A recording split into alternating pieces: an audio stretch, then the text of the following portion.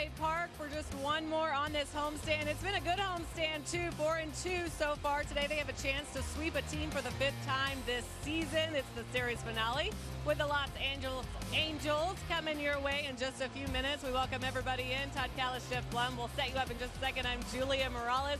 This Astros club has been rolling as of late, and they're in the midst of the toughest portion of their schedule thus far. It's 17 games in 17 days. So far through the first 9, they're 7-2. We've seen a lot of good things from this ball club, but we've seen some bats really start to heat up. Dusty Baker tinkering with the lineup about 8 games or so ago, and it starts with Jeremy Pena, who moved up to the 2-hole. He's looked great since he's been there in those last 8 games. The number's very good, hitting .357 with an 1100 OPS since moving up. He's been formulating plans. That's what he credited some of this to, sticking to it. That's been paying off for him. Dusty really likes what he's seen from his shortstop up there. And then he's been setting the table for the guys behind him. Of course, we know what Yordan Alvarez can do, but how about Alex Bregman, who's been hitting cleanup for the last 8 games or so? Yesterday alone, he was on base 5 times, had the grand slam, drew 4 walks. He's being very patient when he needs to be. Since he's been hitting 4th, he's hitting .429.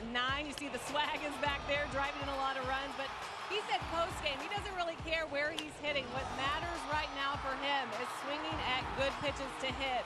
So it has been a very good stretch for the third baseman as well. And this offense has been very productive. We've seen that come through in the last few games or so, contributing to the wins as well. But they still have work to do. Todd and Blummer, I'm going to send it up to you. This team has their eyes on getting one more here, making it a happy flight.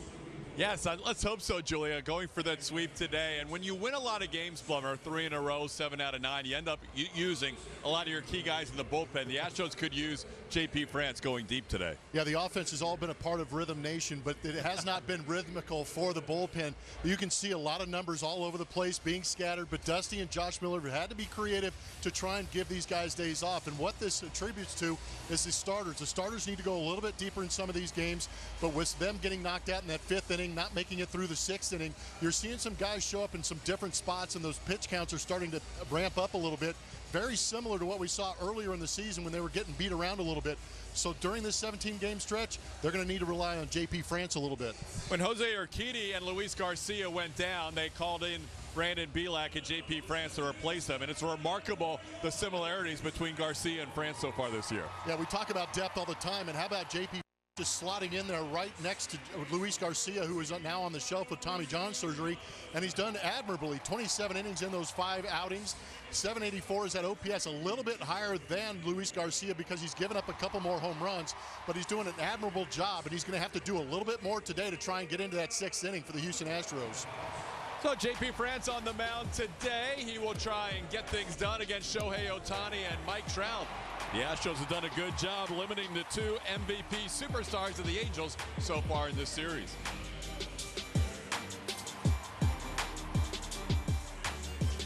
I'm from the Philadelphia Phillies, and I hit dingers. A monster home run for Kyle Schwarber.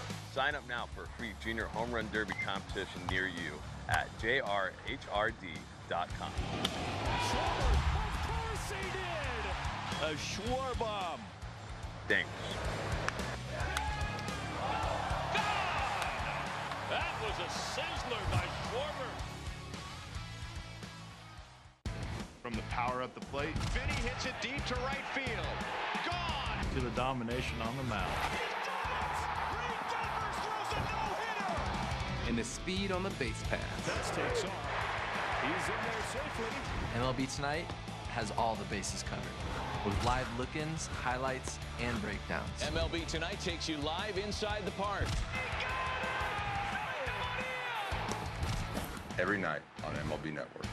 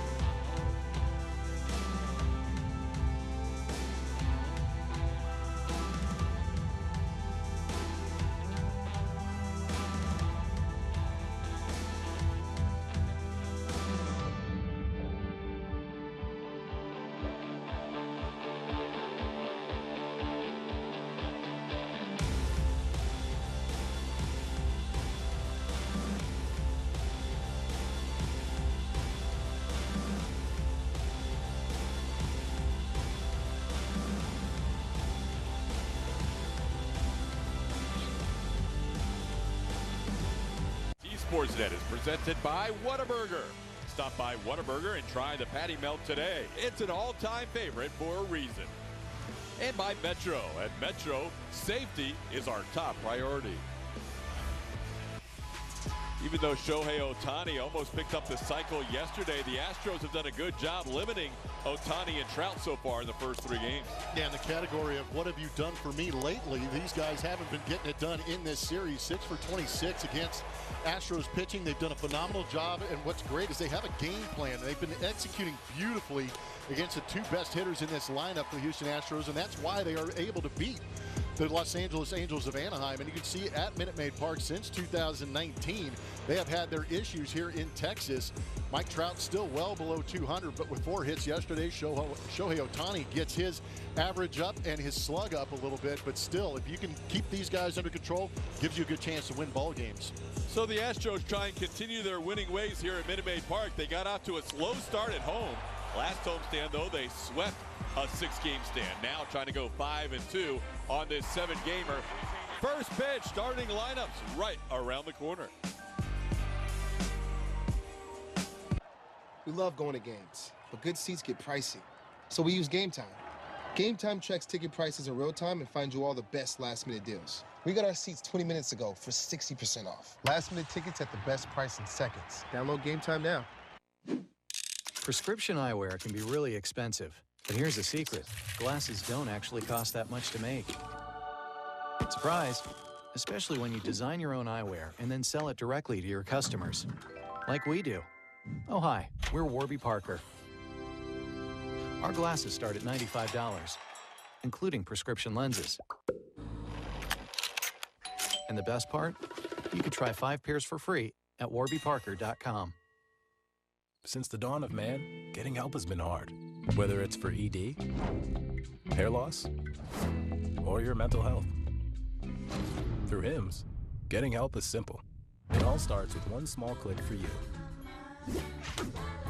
And you. And you. That can change everything for future you. That's healthcare, as it should be. Click now, thank yourself later. Get started at forhims.com.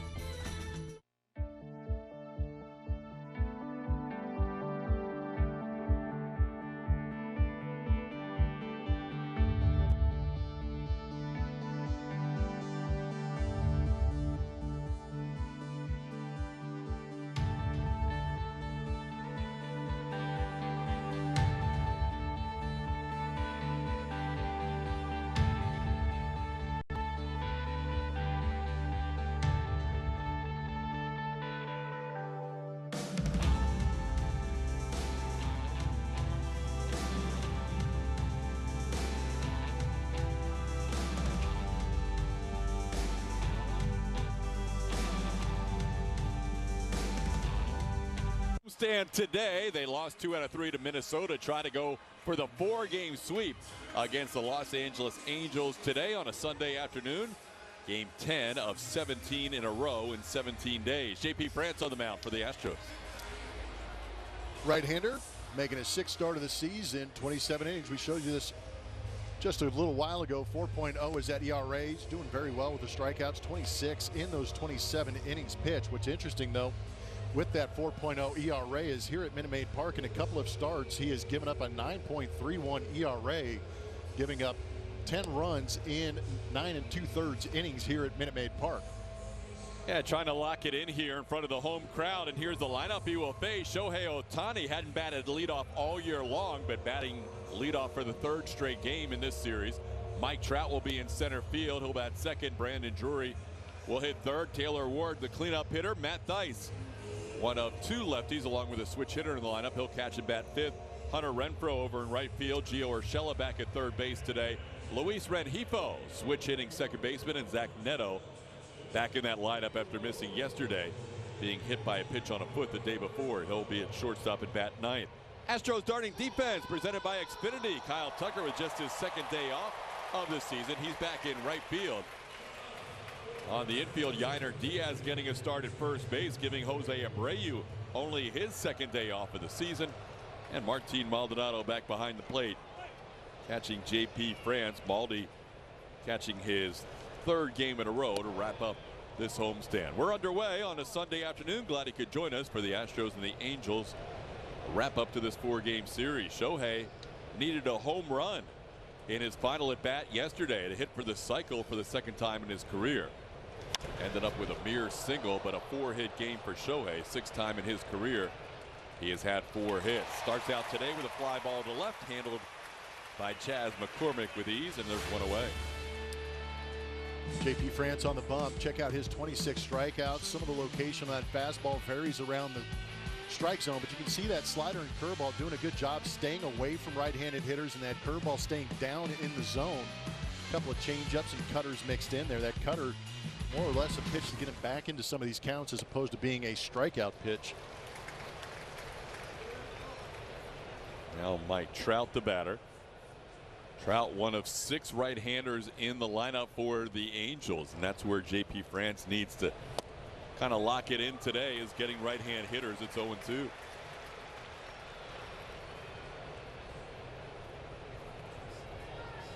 Angels start the day 30-30. They've lost 7 of their last 9. The Astros, a season-best 12 games over 500 at 35-23. Astros have won 18 of their last 23 games.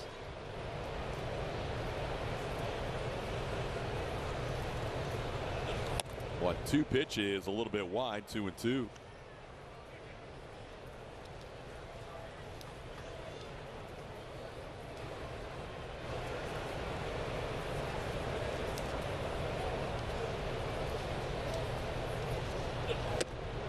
After getting ahead 0-2, France missing on the next 3, and the count goes full. JP walked a season high and major league high since he's only made 5 starts. 3 times he walked a batter, and that last start against Minnesota also matched his career high with 8 strikeouts. Trout fouls off the fastball. It stays 3-2.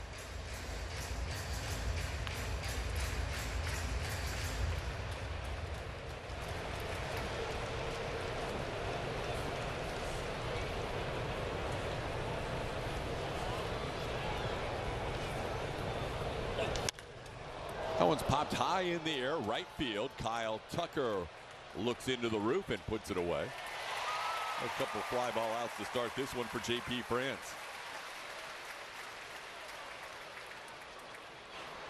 JP just staying with the fastball. Every pitch in that at bat was a 4-seam fastball against Mike Trout. That's how Christian Javier attacked Trout yesterday and throughout Javier's career. Here's Brandon Drury. Drury's had a good series, 5 for 13 against the Astros. And takes one a little bit high. Bruce Dreckman calling balls and strikes today. 4-game series, you get everybody getting an opportunity to be the home plate umpire at least once. We have a change in the umpiring crew today. The crew chief is no longer here. Mark Wegner took that foul ball to the mask yesterday. You can see Jeremiah Randall checking him out for a concussion protocol. And Mark Wegner not here. The third base umpire today is the young umpire Derek Thomas.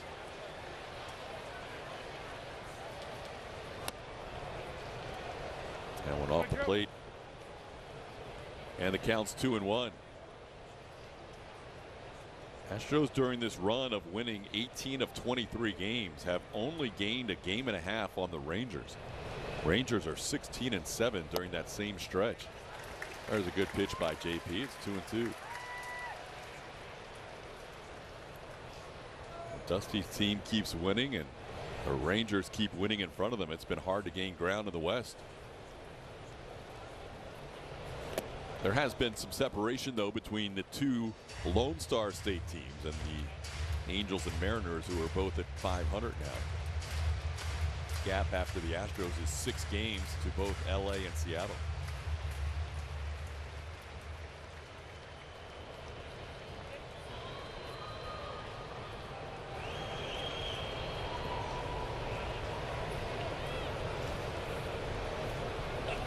The 3-2 pitch goes the Astros' way. JP France gets that call off the outside edge. Picks up his first strikeout of the game. So, Astros will head to the bottom of the first with Mauricio Dubon back in that top spot in the lineup. Jeremy Pena hits second, and Yordan Alvarez hits third.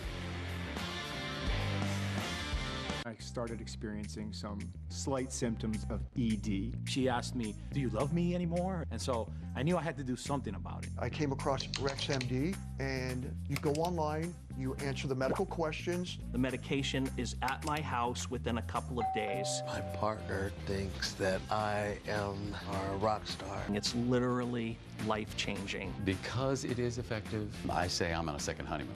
Get started today with RexMD.com. With ButcherBox, you never have to worry about what's for dinner.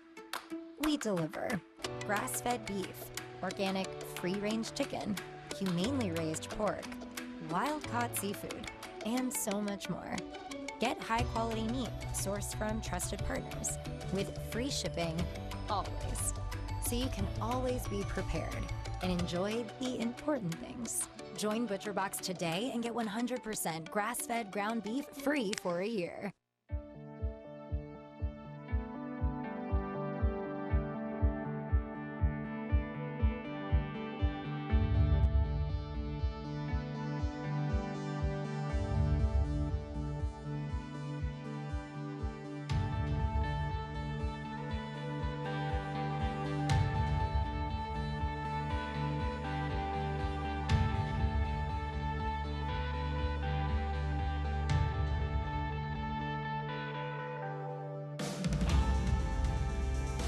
Jeremy Pena, Yordan Alvarez, Alex Bregman, quite a homestand, including a slam yesterday. Kyle Tucker, Chaz McCormick.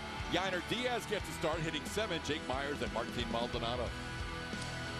Astros will go up against Griffin Canning. 8 starts this season, a 4.89 ERA. His record is at 4-2, picking up wins in his last 2 starts against Boston and the Chicago White Sox, going 13 innings, only giving up 3 earned runs in those 2 starts. Canning had to rush his first delivery of the day. He was messing around on the back of the mound and realized the clock was rolling, and he was already inside 10 seconds. Mauricio takes a breaking ball for a strike. Dubon starts the day in the top 10 in the American League in hitting. Dubon at .295 leads his team in batting and is currently 10th in the AL. Had a 2-hit game yesterday with a sac fly. That plate early on has been wide to right-hand hitters. We saw Drury get called out on one in the first inning. I could use that plate at the media dining. Load up. So wide to right-hand hitters early for Dreckman. This ball sent into center field. Like Trout will come in a few steps, and he puts it away for the first out. Check out the usage for Griffin Canning. See what he's done to left-handed hitters on the left-hand side, right-handed hitters on the right-hand side. Lefties are going to see the kitchen sink. He's going to come at you. Fastball, changeup, slider, the occasional curveball mixing in there. On the right-handed side, it's going to be primarily that slider, then the fastball, the occasional changeup, but rarely will you see that curveball and sinker, even though he threw one earlier to Mauricio Dubon as far as the curveball is concerned. Hitters have been getting on that fastball his last few starts. He starts out Pena with a breaking ball and he chops it foul. Jeremy wasn't sure, so he ran it out. But it's 0-1. Yeah, he's gotten roughed up by the Astros too. They've got a pretty good game plan on him, and that makes me wonder early why that curveball's coming out. Maybe trying to get that wrinkle in there early to set up the fastball later. 19 earned runs in 17 1/3 innings in his career against the Astros. His first inning can be problematic for Canning. He has a 7.88 ERA in the first inning, and then once he gets through that first, he settles in a little bit.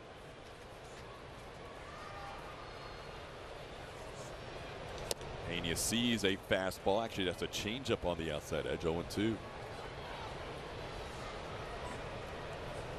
Jeremy starting the day with a 5-game hitting streak, has 3 walks during that 5-game streak, hitting .438. He stays alive with a tapper foul. Canning pitching against the Astros for just the 2nd time here, 6th time overall.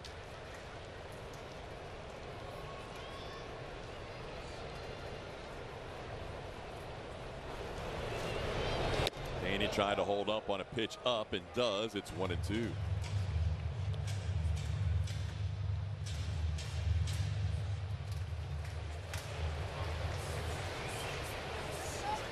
Canning usually shows a slider either 0-2 or 1-2 when he faces a right-hand hitter. He showed Pena a fastball there 0-2, so you think it might be time for that slider to appear. And it was elevated too, so it does set up that pitch down. Well, he went right back in there with a fastball, and Pena fouled it off. Well, now you've sped him up twice, and you've got him to swing at that fastball in, so now the outer portion may be opening up a little bit for that slider that TK's talking about. You can't blame Griffin Canning for trying to try something a little bit different against these Astros. Yeah, I got to switch it up when you have those numbers. Well, there's that pitch we were anticipating on one of the previous two, and Pena stays alive. It's interesting how close together the changeup and slider velocities are. The slider averaging right around 88.5 miles an hour, that changeup averaging 90.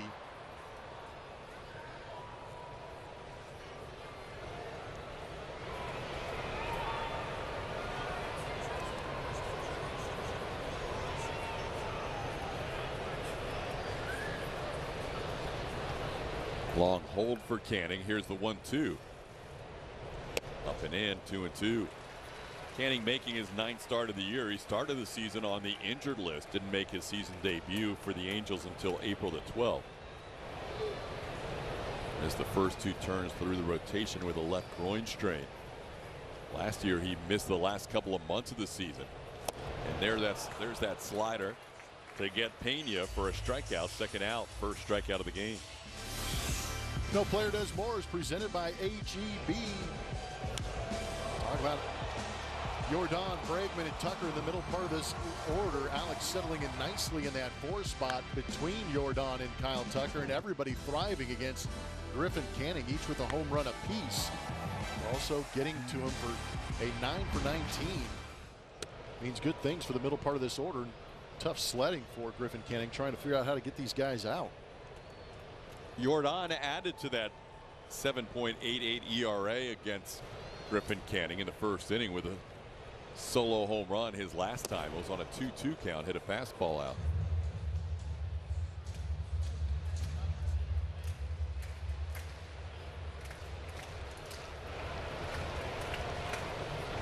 Jordan with 15 home runs of the year on the year, leads all of baseball with 51 runs batted in. Takes one in for a ball. It's 2-1.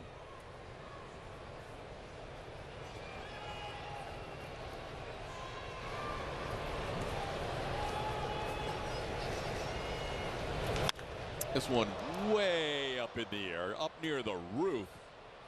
If it hits the roof, it's in play. It doesn't. Zach Neto puts it away. That ball was in the air a long time for the final out of the inning.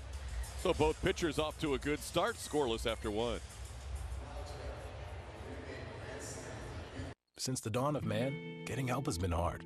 Whether it's for ED, hair loss, or your mental health. Through HIMS, getting help is simple. It all starts with one small click for you. And you.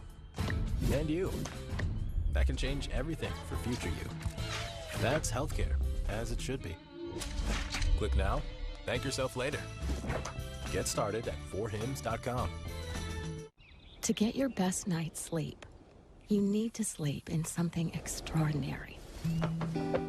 Woven with a silky softness unlike any other. From organic threads that are slow spun and finished in flame. Made from an ingredient so rare, less than 1% of the world's cotton meets our quality. It's the most extraordinary fabric ever made. Only from Boll & Branch.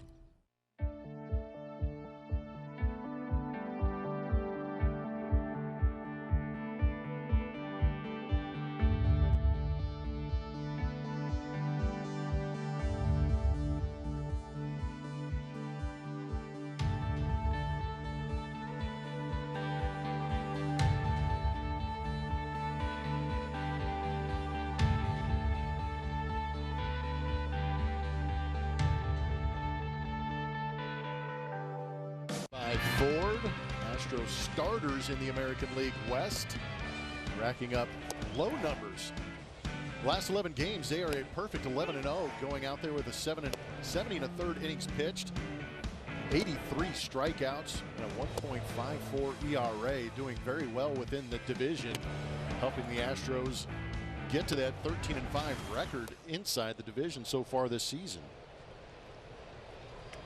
Astros been on a good roll lately against the AL West, playing the Angels and the A's.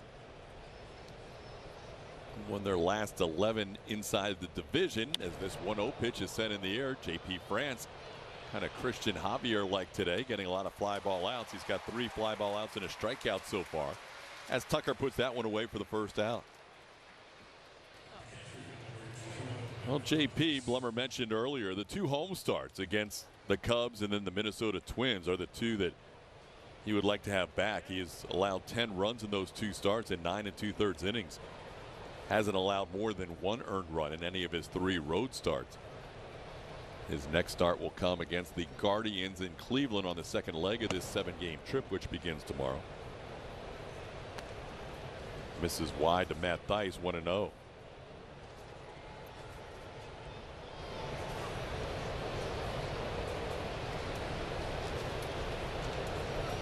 Anytime a new pitcher like JP France makes his way around the major leagues, it's always kind of a nice setup for him to get to see 3 games played before he actually has to face this team. Yeah, cuts down on video work when you just watch it live every night. Doesn't get that call at the bottom of the zone. And the count's 2-1. Zone's been a little bit askew. Yeah, a little bit uneven so far. We've seen some pitches called on right-hand hitters off that portion of the plate, which is now where Bruce Dreckman is lined up. A little underhand toss. JP France retires Matt Thaiss for the second out. Send your Houston Astros to Seattle this summer with the 2023 Scott's MLB All-Star Ballot. You can vote daily at Astros.com/All-Star to send your favorite players to the Emerald City.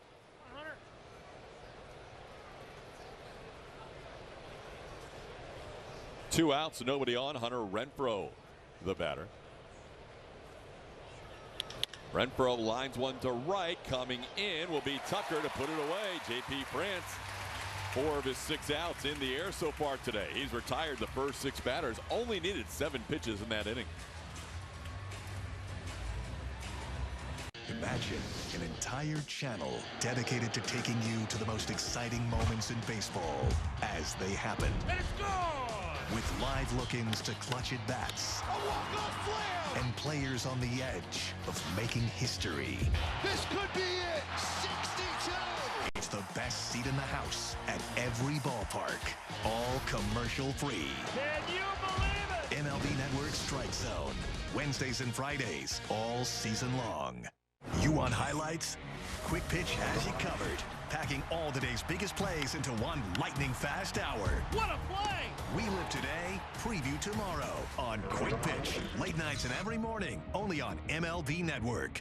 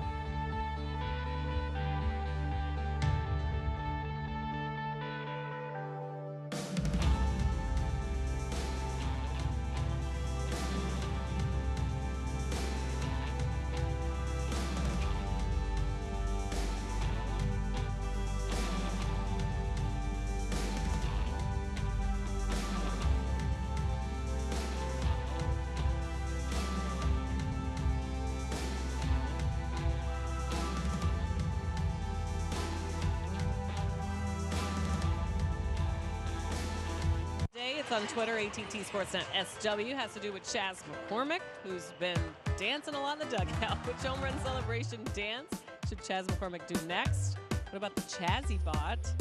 Sprinkler, Stinky Leg, Running Man. Like I said, he's done the dab and the gritty.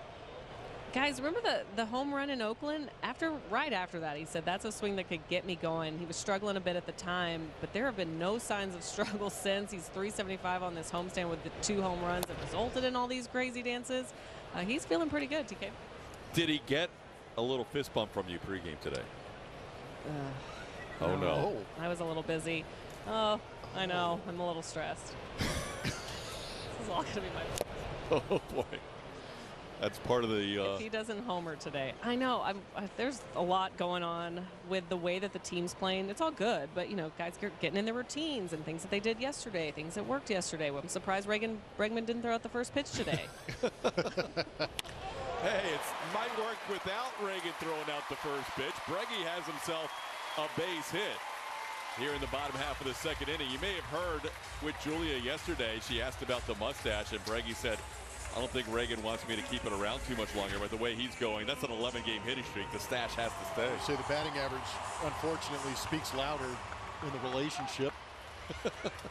But a good swing. Alex has been putting great swings on that. He's getting back into that 2019 mode for me, where he's a little bit closer to the plate, taking those pitches on the outer half and going up the middle with them, and still being able to pull some of that off speed for some big moments.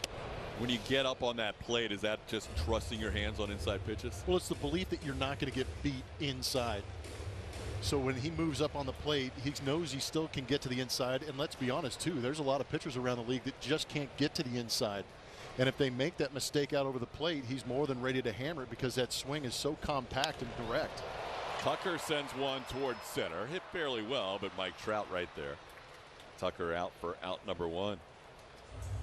Well, Breggy now the second longest active hitting streak in the big leagues. Only Marcus Semien of the Rangers has a longer hitting streak than Alex. And he's done some damage during that streak, too. 13 RBIs during his 11-game streak. Yeah, he's been a real trooper. Here's Chaz McCormick. Sorry. All right, so if Chaz hits a home run today, then it's not all about the pregame fist bump with Julia. There was somebody cheering extremely hard for that home run. And then the question is, has Chaz dialed up something to celebrate? Because he's already gone with dab and gritty. I never thought in my broadcast career that we would be saying stanky leg on a broadcast, but here we are.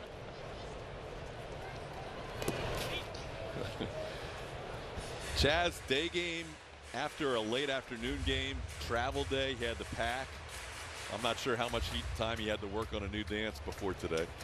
Now he's premeditated. You got to work on this. A lot going on for a baseball player. Yeah. To get ready for a game. Cameras are everywhere. 2-0 on Chaz. There's a strike. It's 2-1. Chaz with a home run, not just yesterday, but he's hit a home run in 3 of his last 5 games now. Having a good series against the Angels, 5 for 9. And he's going to have to dial it back. Not facing 103 today. That's right. Yet. Second. Oh, that clipped him. Yeah, that got him. Chaz McCormick hit by a changeup on a 2-1 pitch. Griffin Canning coming in. And McCormick will reach. It will be first and second and 1 out for Yainer Diaz. Hit the jackpot, being able to get hit by a pitch in a 2-strike count, and with the changeup, just a glancing blow off that shoulder. So Yainer now will bat with a runner in scoring position. The Astros with the first threat in this game. Yainer has a home run in this homestand, his first Minute Maid Park home run of his career. Yainer getting a start over at first base today. And fouls off the first pitch, curveball 0-1. Yainer's second start of the year over at first.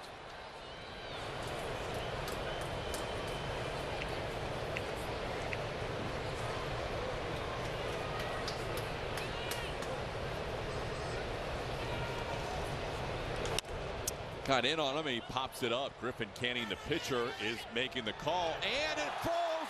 It's on the infield. Infield fly. They ruled infield fly, so everybody could advance only at their own discretion. I didn't see the infield fly go up, but it must have been late. Home plate umpire made the signal. Wow, thought the Bermuda Triangle was a little bit further out in the outfield, but it happened to be right here in the middle. Great heads-up base running, by the way, by both Chaz and Alex was actually all over it, just saying, hold your ground. Could see Chaz kind of thinking about making that break, but both Walsh and Canning didn't realize full deflation here that it was an infield fly rule. Yeah. That was crazy. Man, Benji Gill's probably working with the infielders over there with the Angels, but they have had their defensive issues. And correct me if I'm wrong, I think they lead the league in unearned runs. They're second in errors to the Red Sox. That was the worst looking play resulting in an out you'll see in a long time. Oh, gosh. Talk about dodging one. Two guys collide and the third guy goes diving after the ball after the collision, and none of them caught it. Yeah, normally you see yard sales outside the stadium on a Sunday. That's a good point. This one down for a ball 1-1. How do you score that? Did you write it down as anything? Yeah, who gets the put out? Whoever touches it first. Our statistician to the Stars, Phil Boudreau, saying the pitcher gets the put out since he touched it. He came closest to actually making a play. Yeah, he got more leather on it than anybody else. Yeah, in this series, we've seen Gio Urshela miss a couple plays that normally he would make. Yesterday, we saw Levon Soto at shortstop not field a ground ball that was ruled a hit off the bat of Jeremy Pena. And then that changed the inning where Jared Walsh had to try to hurry on a bases loaded situation on a ground ball, and Yordan Alvarez, he missed the ball. Yeah. So the infield D has been sketchy at best in this series for the Angels. 2-1 pitches up and in, 3-1. So 31 unearned runs given up this season by the Angels are tied with the San Francisco Giants. So you're right, most in the league, most in the American League. There you go. 36 errors, one shy of Boston's total. That's not an error, obviously. That's an out. 3-1 to Jake is on the corner, 3-2. See if Jake can pick up a 2-out RBI here. Myers does have a home run, a solo home run in this homestand. Just one of his 2 hits and 15 at bats. Jake's got Alex Bregman on second and Chaz McCormick on first with 2 outs and a full count.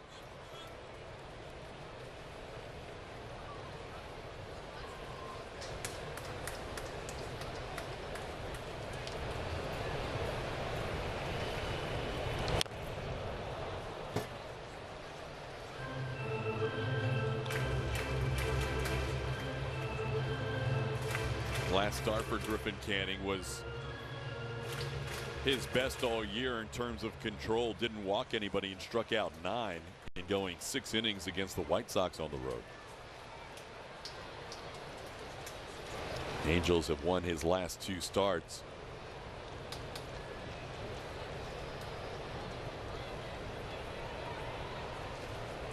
The 3-2 pitch popped high in the air. Second baseman Luis Rengifo puts it away for the final out of the inning.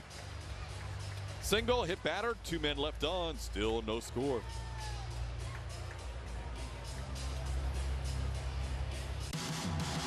MLB Big Inning brings you the biggest plays of the night, live as they happen. Don't miss the ultimate baseball highlight reel. It's nonstop action on MLB Big Inning, every night on MLB.tv. MLB Tonight has all the bases covered, with live look-ins, highlights, and breakdowns. MLB Tonight takes you live inside the park. Every night on MLB Network. From the power at the plate. Vinny hits it deep to right field. Gone! To the domination on the mound. And the speed on the base path. This takes off. He's in there safely. MLB Tonight has all the bases covered, with live look-ins, highlights, and breakdowns. MLB Tonight takes you live inside the park. Every night on MLB Network.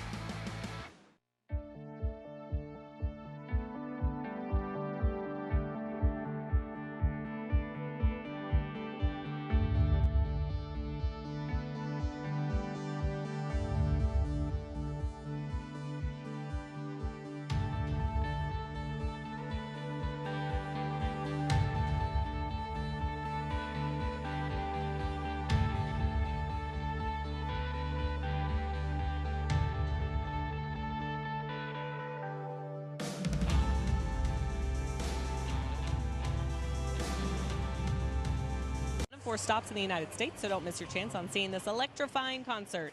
To purchase tickets, visit astros.com/Romeo Santos.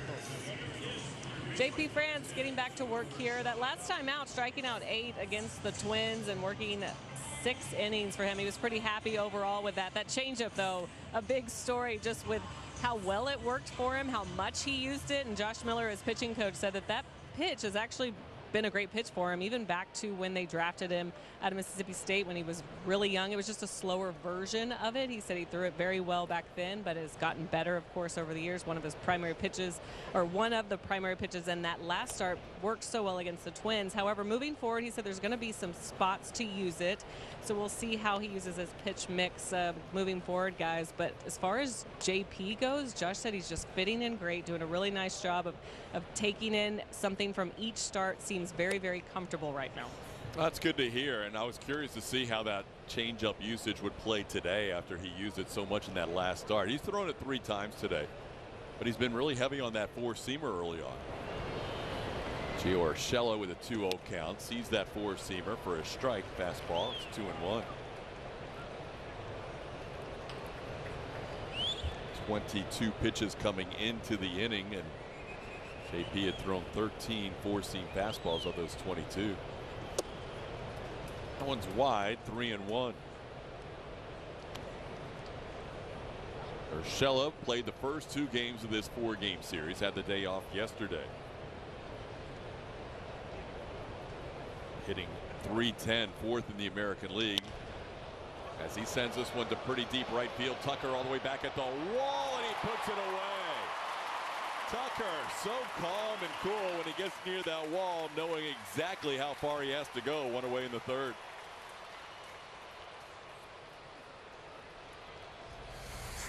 He's the great protector out there on that wall.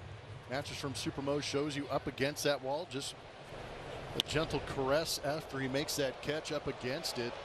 He's made a couple of great plays out there. One earlier in the series off the bat of Mike Trout.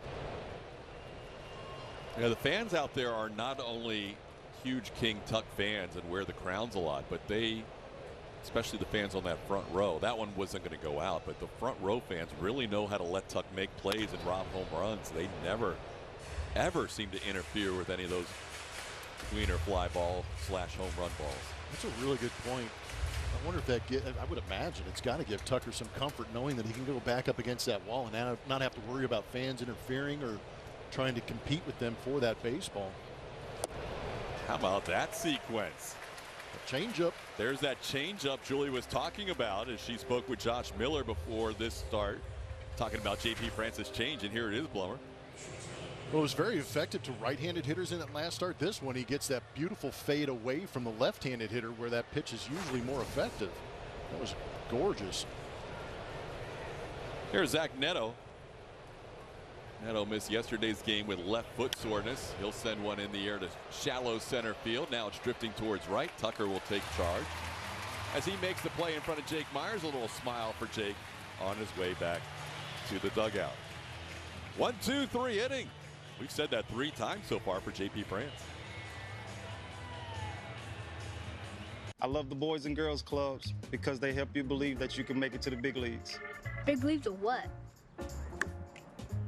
Law. Art.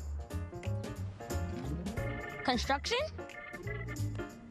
Baseball. How'd you guess? With the help of Major League Baseball, the Boys and Girls Clubs of America help kids make it to the big leagues of anything. The next generation of baseball has arrived. And I am here for it. Keep an eye on the new faces of baseball on Off Base, the modern baseball show for the modern baseball fan. It's all about things you haven't seen before. Only on MLB Network.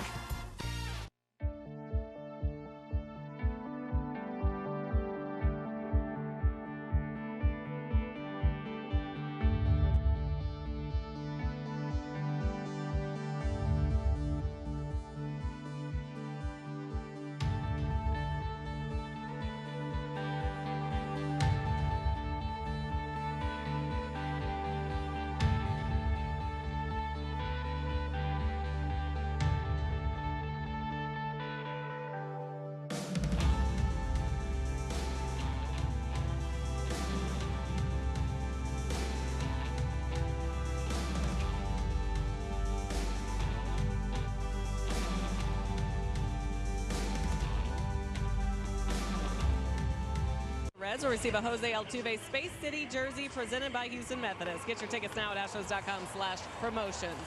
Speaking of Jose Altuve, out of the lineup for the second day in a row after taking some awkward swings on Friday, feeling something in his oblique. But out there today, did some running. You can see fielded some grounders, turning some double plays, testing it out. He still has to pass the test tomorrow. So Dusty hasn't ruled out whether he's playing or not tomorrow in Toronto. They're just being extremely cautious with him. So it's truly day to day. They're going to see how he feels tomorrow. But today he felt good. So that's a great sign. Dusty also said, we have Doobie, who's done a really great job as well. So he can take the time he needs to make absolutely sure he's good to go. You know, what a luxury to have Mauricio Dubon as your guy that fills in for Altuve. 100%. He has really done a great job filling in and giving that luxury to Dusty to be able to put him in there and allow Altuve to get back and get right. Griffin Canning with a 3-pitch strikeout of Martin Maldonado to start the inning. And here is the aforementioned Mauricio Dubon. We mentioned his first time up, coming in 10th in the American League in hitting. When he got a chance to play every day for the first time in his career, he put up big numbers. He was leading the team in runs scored before he was moved to the bench when Altuve was activated. And he's done a nice job in that leadoff role. Had another good game yesterday, a couple of hits and a sacrifice fly.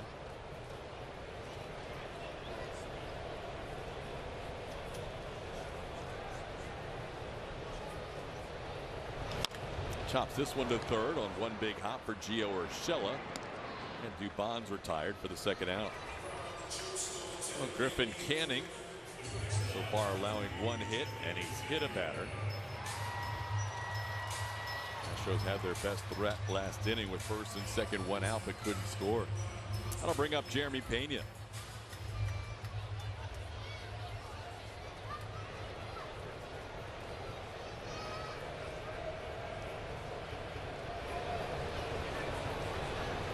Pena struck out his first time up on a slider and takes 95-mile-an-hour fastball for a strike. 0-1. There's Johnny B. Baker Jr. Dusty Baker looking on. Number 8 all-time in manager wins. Reached that mark earlier in this homestand. That one's up for a ball. 1-1.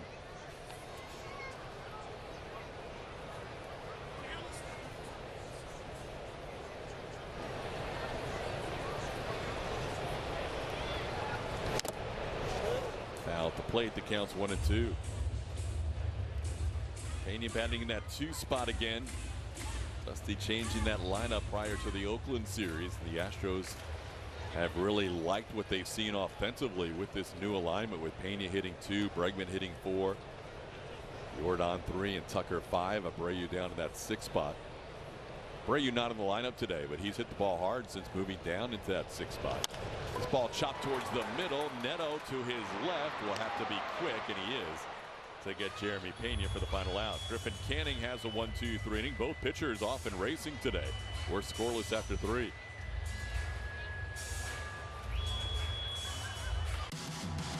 MLB Big Inning brings you the biggest plays of the night, live as they happen. Don't miss the ultimate baseball highlight reel.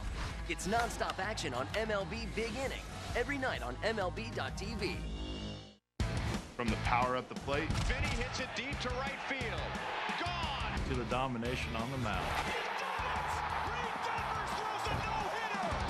And the speed on the base path. That takes off. He's in there safely. MLB Tonight has all the bases covered, with live look-ins, highlights, and breakdowns. MLB Tonight takes you live inside the park. Every night on MLB Network.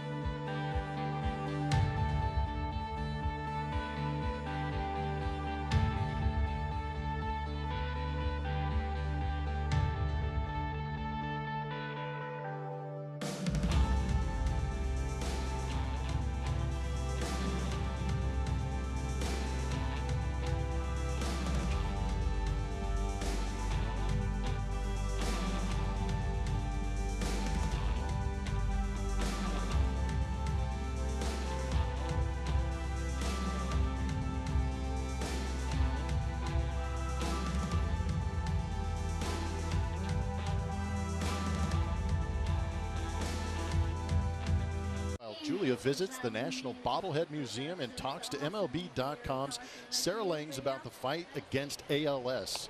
That and more on ABL after the postgame show. Shohei Ohtani leading off in the 4th inning. Ohtani flied out to left field his first time up. France retiring the first 9 through the lineup one time perfectly as he gets Ohtani swinging at a changeup. It's 1-1. Changeup's looking like an important pitch again today. His 2 swings and misses today have been on the changeup so far.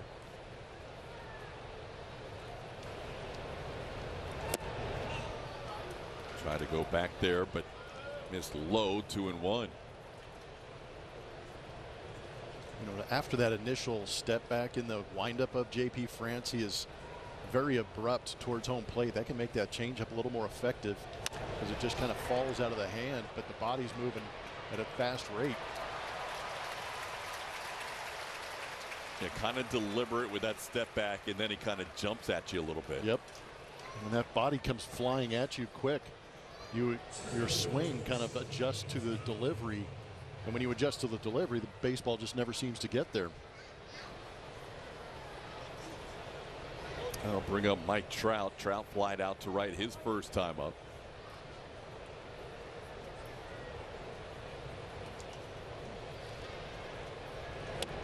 France making start number 6 in the major league. Second time he has faced a team inside his division. He started his career against the Mariners and went 5 shutout innings in that start in Seattle.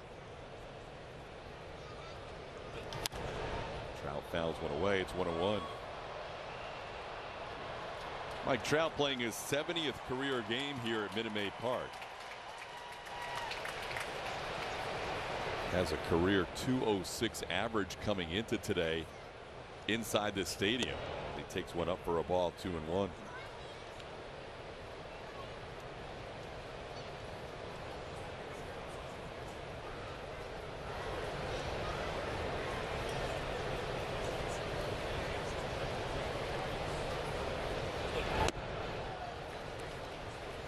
Three and 1 the count to Trout. He's seen JP fall behind a few hitters, but he's been able to work back and pick up outs so far.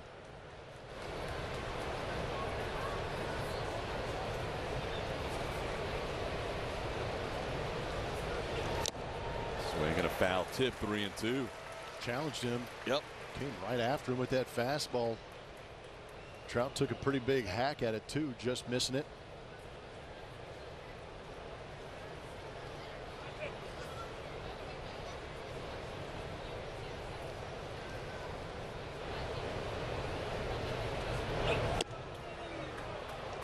Just missed the top of the zone. That'll be the first base runner for the Angels. Trout draws a walk, his team leading 27th walk of the season.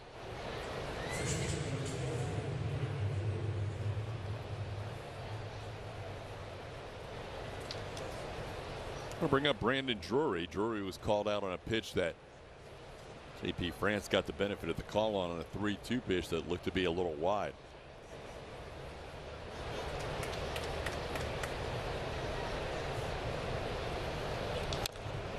Astros will get used to seeing Drury here inside the division for a couple of years. Signed a 2-year deal with the Angels this offseason after splitting time between Cincinnati and San Diego last year. Brandon's played for both New York teams. Toronto and Arizona is where he started his career.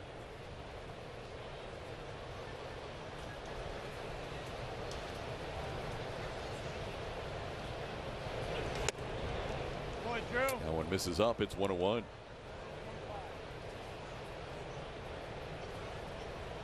JP's ground ball percentage this season close to 48%. Could use a ground ball right here. Have himself another quick, efficient, scoreless inning. Didn't miss by much. Baldy puts his head down. Knew that was a close pitch that did not go their way. It's 2-1. Yeah, what this zone is lacking on top of the zone, it is expanded to the outside to right-handed hitters.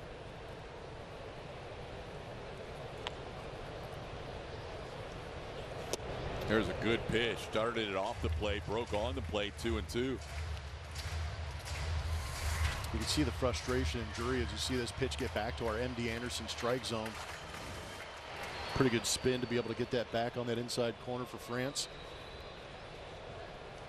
Trout hasn't run at all this year, hasn't tried a stolen a base attempt to this point. 2-2 pitch grounded towards short. Pena will try and shuffle to Dubon. Dubon's turn in time. Nicely done in the middle by Mauricio Dubon. That's a 6-4-3 inning-ending double play. Big play for JP France, getting that ground ball when he desperately needed it to get out of this inning unscathed. Good turn up the middle by Dubon. 0-0 going to the bottom of the fourth. Baseball's biggest moments are live on MLB Big Inning.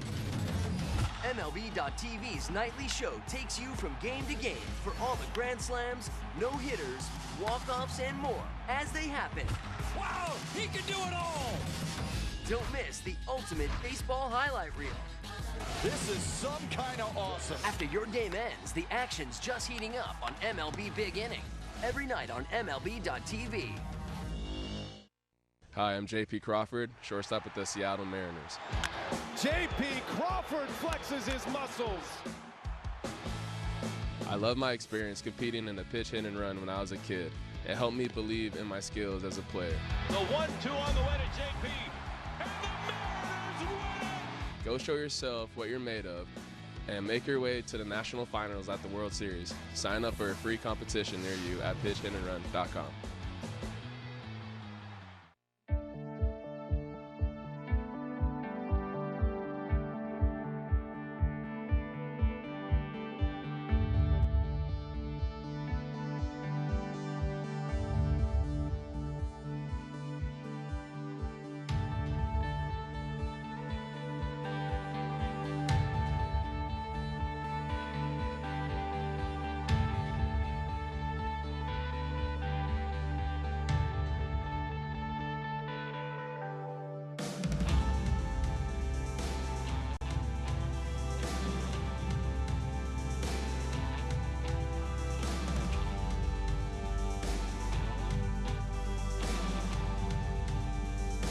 No score, only one base hit between the two teams. That was an Astros single by Alex Bregman, who's due up second this inning.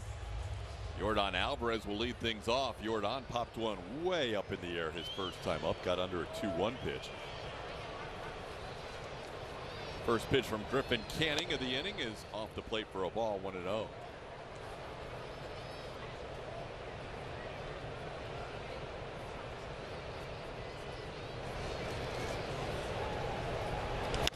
Yordan hits this one way up in the air again. He has gotten under a couple of fly balls. One was a pop-up, this one a fly ball out. As Yordan's launch angle a little bit off today. There's one away in the fourth. We've got some league leaders for you. They're presented by Houston Methodist.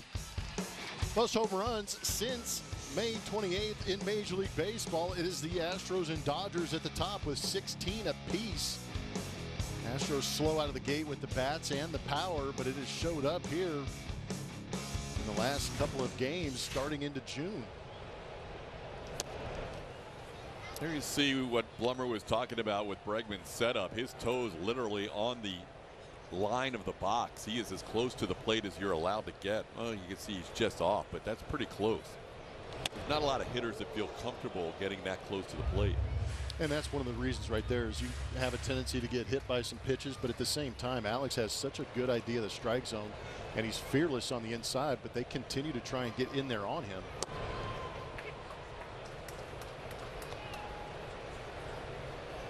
Alex with the only hit of the game so far. It was the hardest hit baseball of the day for the Astros. A single into center field his first time up. And he takes that one for a strike, 2-2. Canning got him guessing a little bit right there.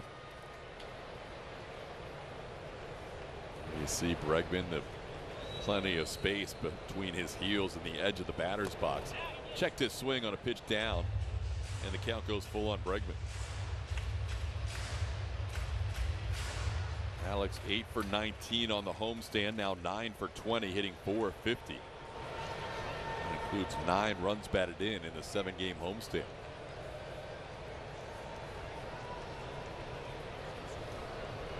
And another ball that's going to be down for a hit. Alex Bregman continues to roll. He thought about going to second, but Ward got there in a hurry. Alex makes a wise decision to hold up with a single. 2 for 2. Only 2 hits of the day belong to Alex Bregman. And he's going to get that curveball. Granted, the velocity slowing down allows him to get out in front, but still able to get around that pitch and hit it well to left field for that base hit. He has got very good plate coverage during this streak that he is on, swinging the bat so well. Remember, Breggy couldn't buy a hit the first few homestands. Now he's on a roll here at Minute Maid Park. Here's Kyle Tucker. Tucker goes after the first pitch and misses 0-1. Tucker had the day off yesterday after a 3 for 4 day on Friday night.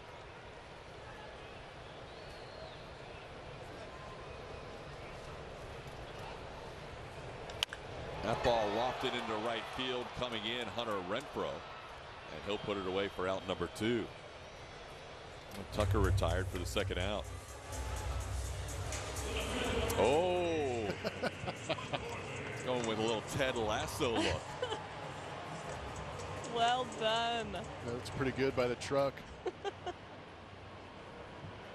Ted Bregman, because he's hitting like Ted Williams and has lip candy of Ted Lasso. So, Julia, is this something that Reagan is just not a fan of, apparently, after your interview yesterday? No, that's a hard no. Wow. We have confirmation. I'm surprised it survived the night. Here it is. Oh, we have JP France mustaches out today. This is stash day on a Sunday. There was a lot going on there. There really was. JP France stash, the Pina pineapple head, and the Chaz Chomp all at one time. Fielder's choice ends the inning. Still looking for that first run today. No score after 4. To get your best night's sleep, you need to sleep in something extraordinary. Woven with a silky softness unlike any other. From organic threads that are slow spun and finished in flame. Made from an ingredient so rare, less than 1% of the world's cotton meets our quality. It's the most extraordinary fabric ever made. Only from Boll & Branch. MLB Tonight has all the bases covered, with live look-ins, highlights, and breakdowns. MLB Tonight takes you live inside the park. Every night on MLB Network.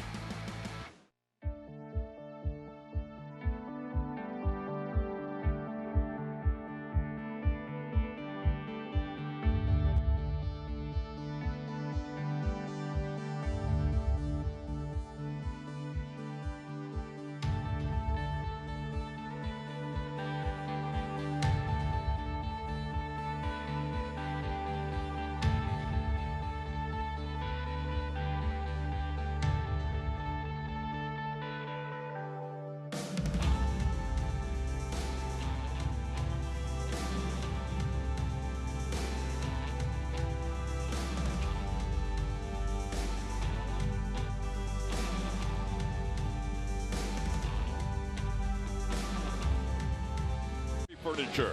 If made in America is important to you, shop Gallery Furniture today. And by Budweiser Zero. You can't drive drunk if you don't drive there. A reminder from your friends at Silver Eagle Distributors, Houston. JP France ready to work in front of a good Sunday crowd. We've had good crowds all weekend long. We had 39,222 last night. Fireworks brought 38,692, and the first game had 34,037. A lot of fans in attendance for this Astros Angels series. Today, just a few seats in the upper corners of the upper deck. Might be a sellout. As Taylor Ward takes a strike, it's 0-2. Ward flied out to right his first time up. JP France so far allowing just one base runner. Mike Trout walked on a 3-2 pitch. And then Trout was wiped out on a double play ground ball off the bat of Brandon Drury. Nicely turned by Jeremy Pena and Mauricio Dubon. Slowly hit off the mound. Dubon will charge. And That looks like an easy play. It wasn't an easy play. Dubon continues his fine defensive work this year. Now he's showing some of that range both to his right and coming in. He did a good job of getting around this ground ball. And with him getting around, it enables him to get a better angle to first base to make that great throw right in the chest of Yainer Diaz. Watch how he goes to his right and then starts to come in. Picked a great hop to catch and throw on too. Again, when Julie was talking about Jose Altuve hopefully coming back for that Toronto series, the backup plan now for Altuve, as good as it's ever been in Altuve's career. They had Marwin for a while there that could fill in, and Marwin did a great job. But Dubon this year has really put up some great numbers. Aledmys Diaz filled in and did get on some hot streaks during that time, but Dubon's has been a sustained streak of both good hitting and good defense. Matt Dice, the batter, with a 1-1 count. Takes that one off the plate. It's 2-1. Dice bounced back to the pitcher, his first time up.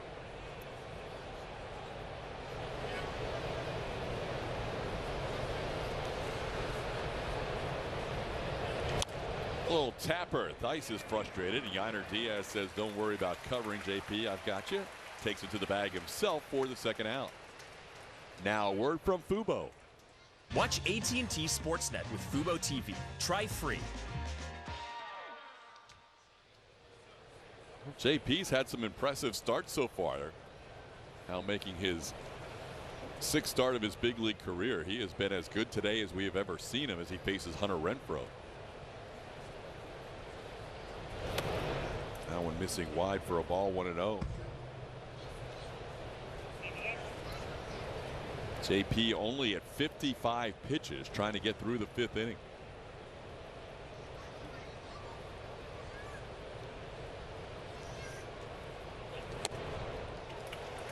Like that fastball up and in, 1-1. Awkward swing from Renfroe, who's been swinging a pretty good bat. Yeah, but it seems to be some late life on that heater. Seen some late swings from these Angels against it.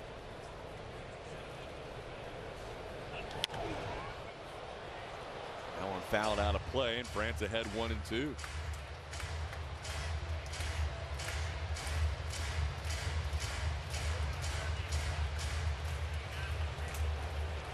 Just one strikeout so far for JP.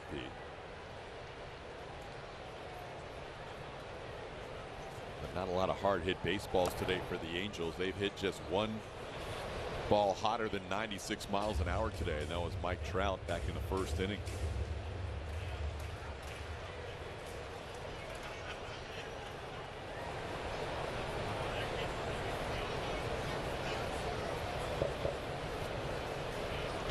That one not hard hit at all. That's popped up. JP France rolling along through 5 innings. Jeremy Pena puts it away for the final out.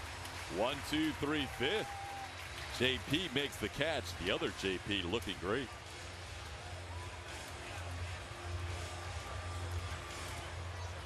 Sure, you'll teach her to drive a car. Then use Greenlight and teach her to save up for her own car. Mowing lawns and getting paid. Navigate the world of earning, saving, and investing together. Invest in your best investment. Greenlight. Take control of your health by boosting your force field, the immune system. With the Aura Ring, you can listen to your body's signals and raise your defenses. Aura tells you when your temperature is higher than normal, how to improve your sleep, or if your heart rate shows signs of stress, so you can decide to push yourself or to lie low. Live smarter, stronger, healthier with the Aura Ring. Aura.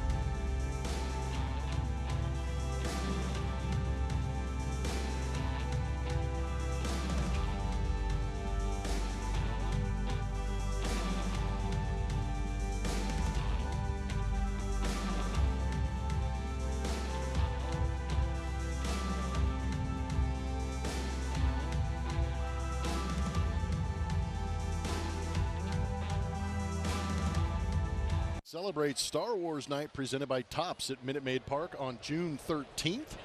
Cheer on the Astros against the Nationals and purchase a special add-on for a Jedi triple bobblehead. Visit astros.com/Star Wars Night for more information.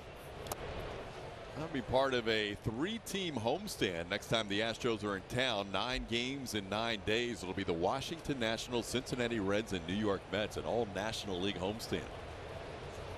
Just take care of that, almost that entire East Coast in one swing. That ball's drilled deep to left field.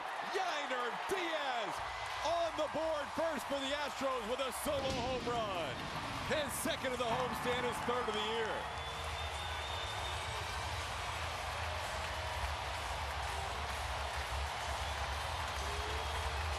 Yainer's introduced himself a couple of times to the community leaderboards out there in a grand way.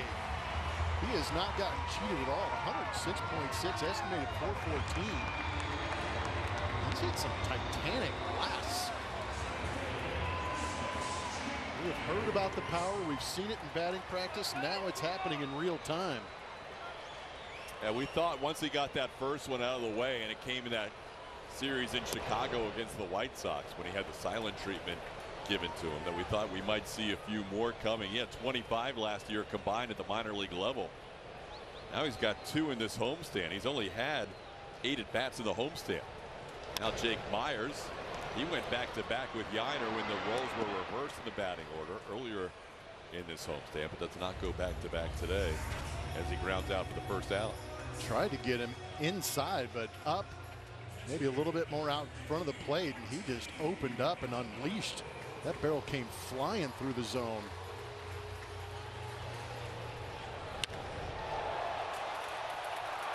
Yainer hit 16 at Sugarland last year and added 9 more at Corpus Christi. Only played 105 minor league games last year and hit 25 home runs. Martin Maldonado takes one down. Yeah, that is. See those hips opening up, the barrel coming through, that tucked right arm as he gets to contact and then just releases through.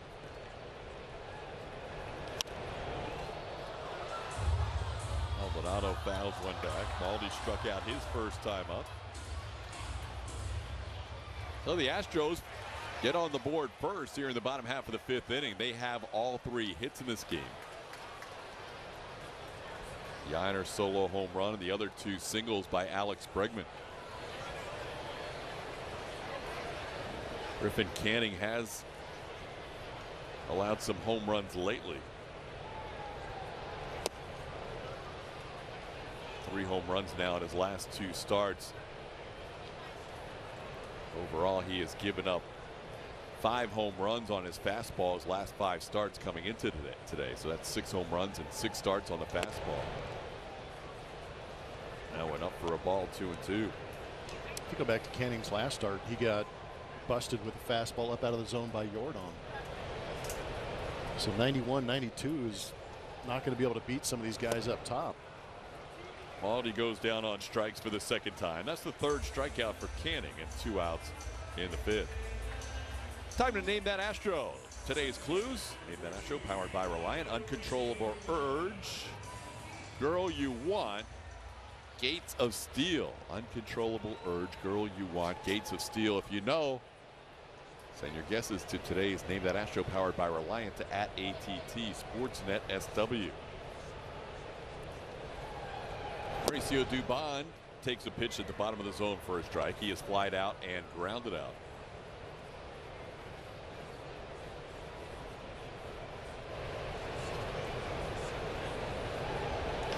Dubon grounds one past Neto into left center field. That'll be a base hit from Mauricio. He thought about trying to go to second, but the left fielder Taylor Ward was there to make sure he didn't advance. Mauricio, 2-out base runner.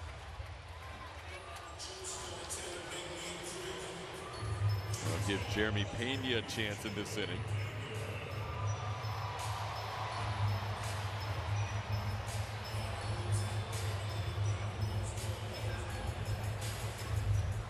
Last time Canning faced the Astros here at Minute Maid Park, he lasted just 2 1/3 innings in that start April 24th of 2021. Astros got him for 6 earned runs, a couple of home runs in that game. Today's been as good as we have seen him against Houston. Came in with an ERA near 10 against the Astros. But today he's only allowed the 1 run so far on now 4 hits.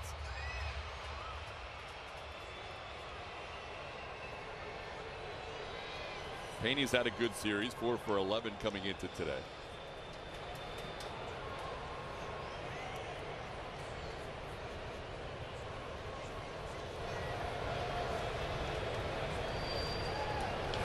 And a ground ball toward third. Urshela will glove and throw in time. Peña made it close, but just in time for the final out of the inning. But the Astros get on the board first in the 5th inning. They do it in a big way with a big swing from Yainer Diaz. Getting an opportunity at first base. Takes a heater up and blasts it out to left field up above the Crawford boxes. Smiles around as the Astros take the lead 1-0. If sports fans built a streaming service. Movies and shows, live TV, more local sports. This is your big 3 that crushes cable. Andy changed the batteries on all 3 smoke detectors. When the details take precedence, the rest falls perfectly into place. We strip away everything but the essential. And what we're left with are thoughtful bedrooms for modern living. Thuma. We love going to games, but good seats get pricey. So we use Game Time. Game Time checks ticket prices in real time and finds you all the best last-minute deals. We got our seats 20 minutes ago for 60% off. Last-minute tickets at the best price in seconds. Download Game Time now.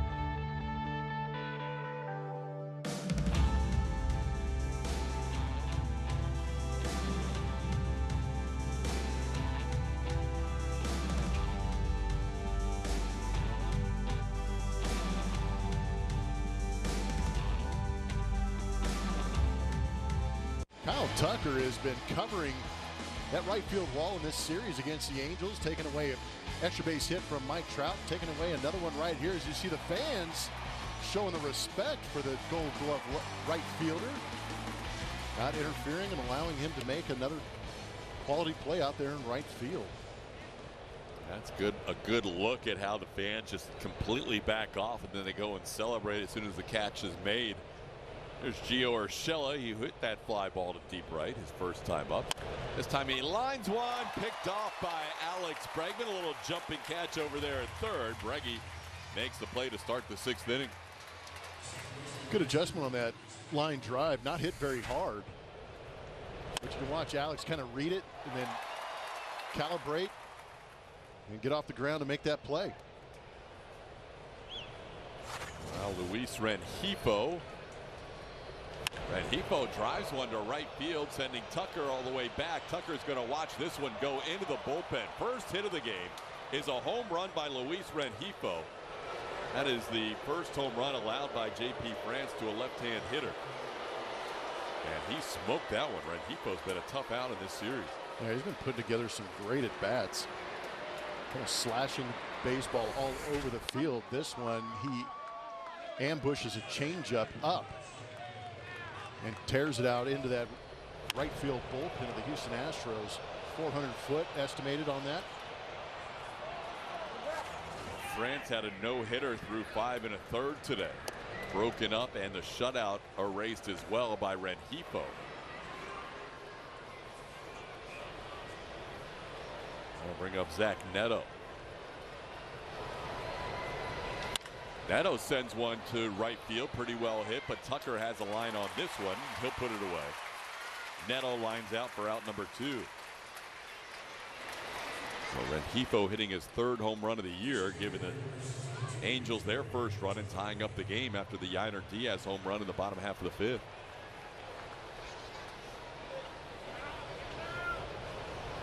Now Shohei Ohtani, he is flied out and grounded out. First pitch, change up for a strike, 0-1.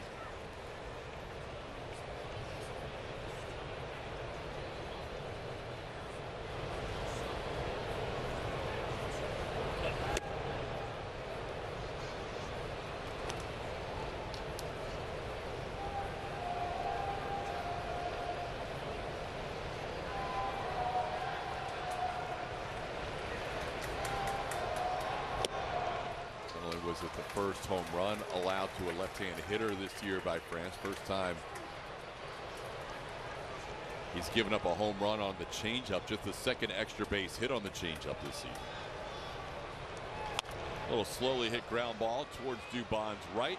Ohtani hustling, but he is thrown out for the final end out of the inning. But a solo home run by Luis Rengifo ties the game at 1.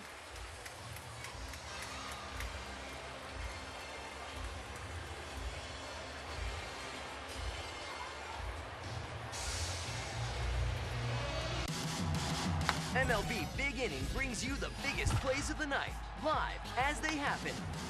Don't miss the ultimate baseball highlight reel. It's nonstop action on MLB Big Inning, every night on MLB.tv. MLB Tonight, the ultimate late-night baseball party. Oh, man. With live look-ins to the night's biggest moments. How hot was that? That's money. What? The best interviews. I've never asked a player, do you need a blanket? It is kind of cold out there. And cutting-edge analysis from TV's best former players fresh off the field. Get your hands up. There's nothing quite like MLB Tonight. This is going to be a big deal tonight. This one takes the cake. That is awesome. MLB Tonight, late nights on MLB Network.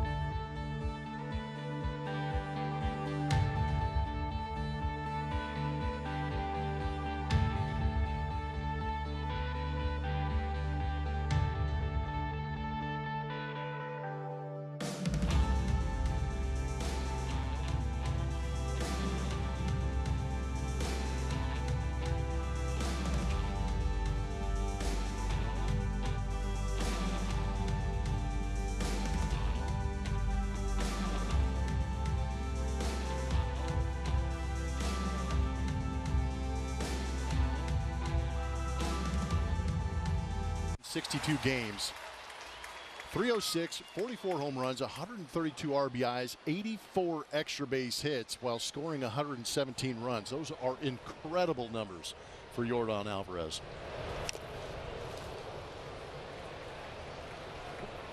I'd take that. 2019 OPS over 162. That works.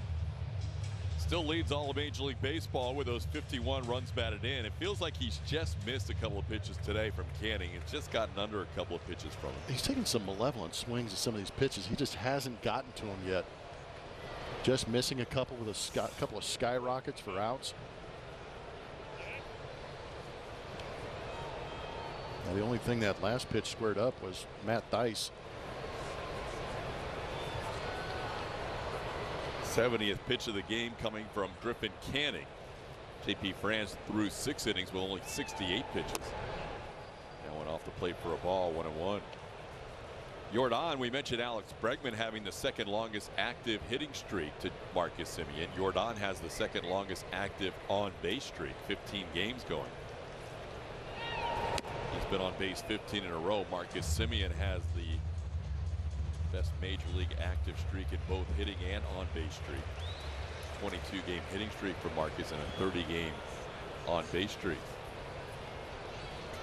2-1 is down. Yordan ahead of the count here. Dangerous pitch coming here for Griffin Canning in a 1-1 game in the 6th. Thanks on those first 2 outs. We mentioned Yordan just missing a couple of pitches. I'd be surprised if he gets something over the plate that he can drive here. Off the plate, ball 4. They were very careful with Yordan in that plate appearance, even though he was the leadoff hitter in the 6th inning. Alex Bregman having himself a good homestand. He's also got a great 17 game hitting streak going. 13 singles, couple of doubles, couple of home runs. When you start to get on top of that plate, you go up the middle of that pull side a little bit more, but he's starting to elevate to that pull side, getting those home runs. Bregman continues to move that average up to 258. And the OPS is now up to 767 for Breggy. Alex a single to center and a single to left today.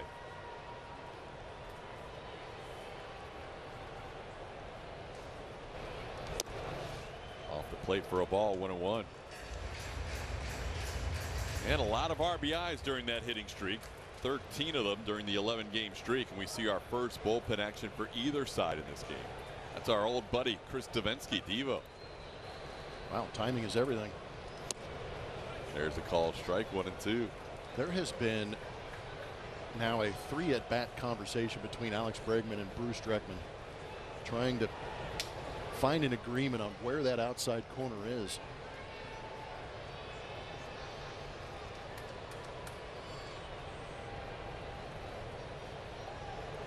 Checked his swing. No, he didn't. First base umpire Stu Sherwater rings him up. That is only the 4th strikeout for Canning. Alex thought he had held it up, but not in time. Went away. Yeah, you can judge at home. Match from Supermo is going to give you that opportunity. That bat head maybe just getting out ahead of home plate.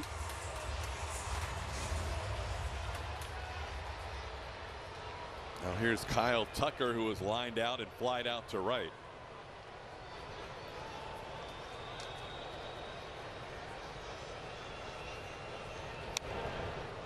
Tuck fouls off the first pitch, 0-1.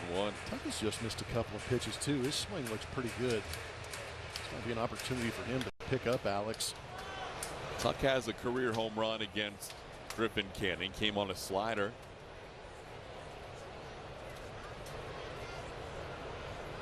Last year, Tucker was shifted over 90% of his at-bats, the most of any Astro hitter, as you can see why. Shift no longer in play.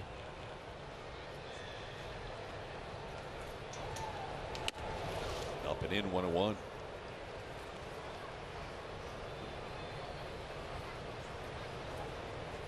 Astros out hitting the Angels 4-1. Both teams on the board with solo home runs. Yainer Diaz for Houston and Luis Rengifo for Los Angeles.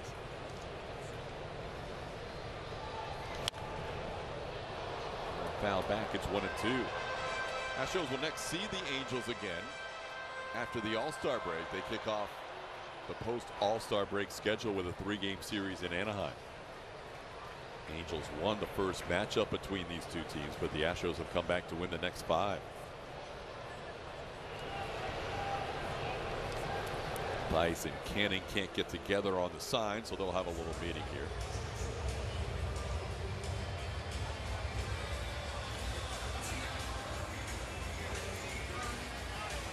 Now a word from Lock Solutions. What we do isn't easy, but why we do it sure is. Lock, leading precast.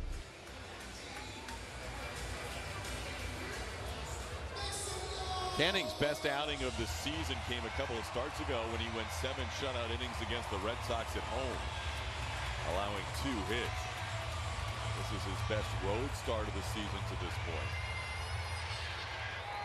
Working with a 1-run game so far with 1 out in the 6th.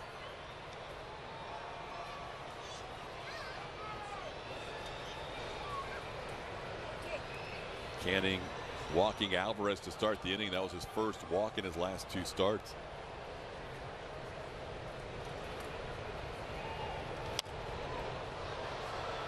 Tucker fouling off that 91-mile-an-hour changeup off the plate. What Plummer was talking about earlier, not a ton of separation between that change and the fastball in terms of velocity. A target in King Tuck's court. Adjust the crown, get ready. Ooh.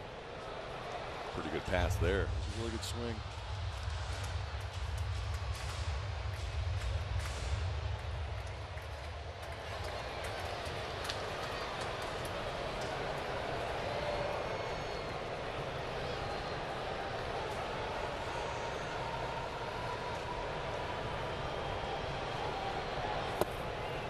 Takes the changeup down, 2-2.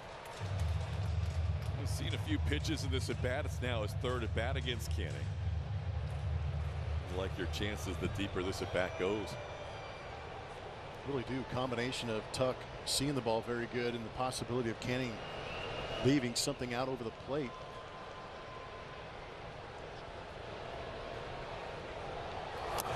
Now it's down and in, 3-2. Dusty has a decision to make.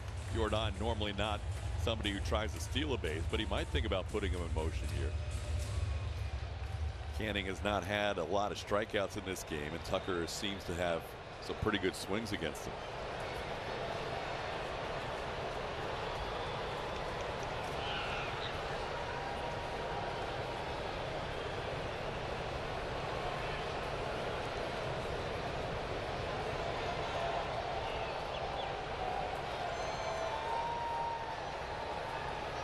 Jordan stays. The pitch is sent into center field. Trout will back up a couple of steps. Tucker lines out for the second time today to center field. And there's 2 outs in the inning.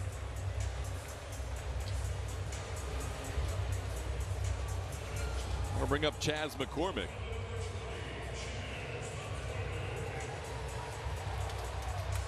McCormick, the only guy in the lineup who had not had a career at bat against Griffin Canning before today. He was hit his first time up. Bounced into a fielder's choice his second time up. Chaz 5 for 10 of the series with a home run. Around a bunt, bunts it down the third base side, and Canning thought about grabbing it, and as he was going down for the baseball, Theis called him off. And it was a good decision by the catcher, because Canning looked like he wanted to pick that baseball up, and it would have been a hit. Oh man, he was going after it. Chazzy Fizz put everybody on their heels right here, but just a little bit of spin on that takes it. Good choice, good decision.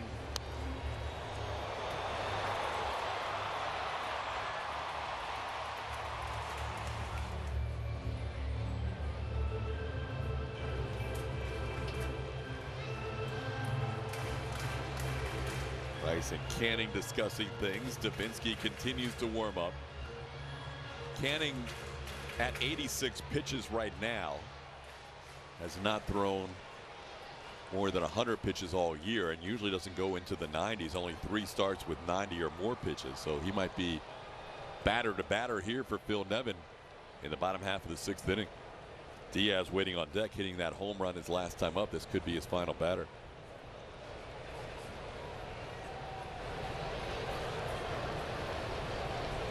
And a ground ball towards Rengifo. He'll back up and make the play on McCormick, and Chaz McCormick grounds out to end the inning. Griffin Canning impressive today. Astros have hit him around a little bit in his career, but 6 innings of 1-run baseball at the end of 6.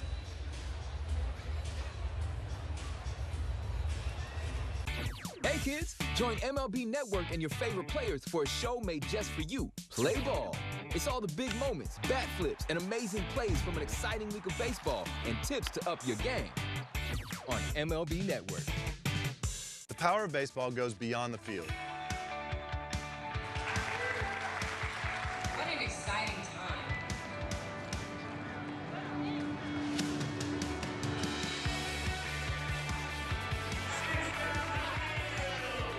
Stand up, we are Jackie Robinson. Together. Together. Together. Together.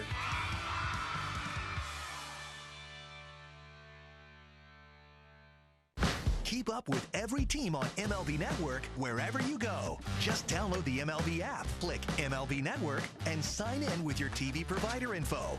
Then watch MLB Network all day, every day, your way.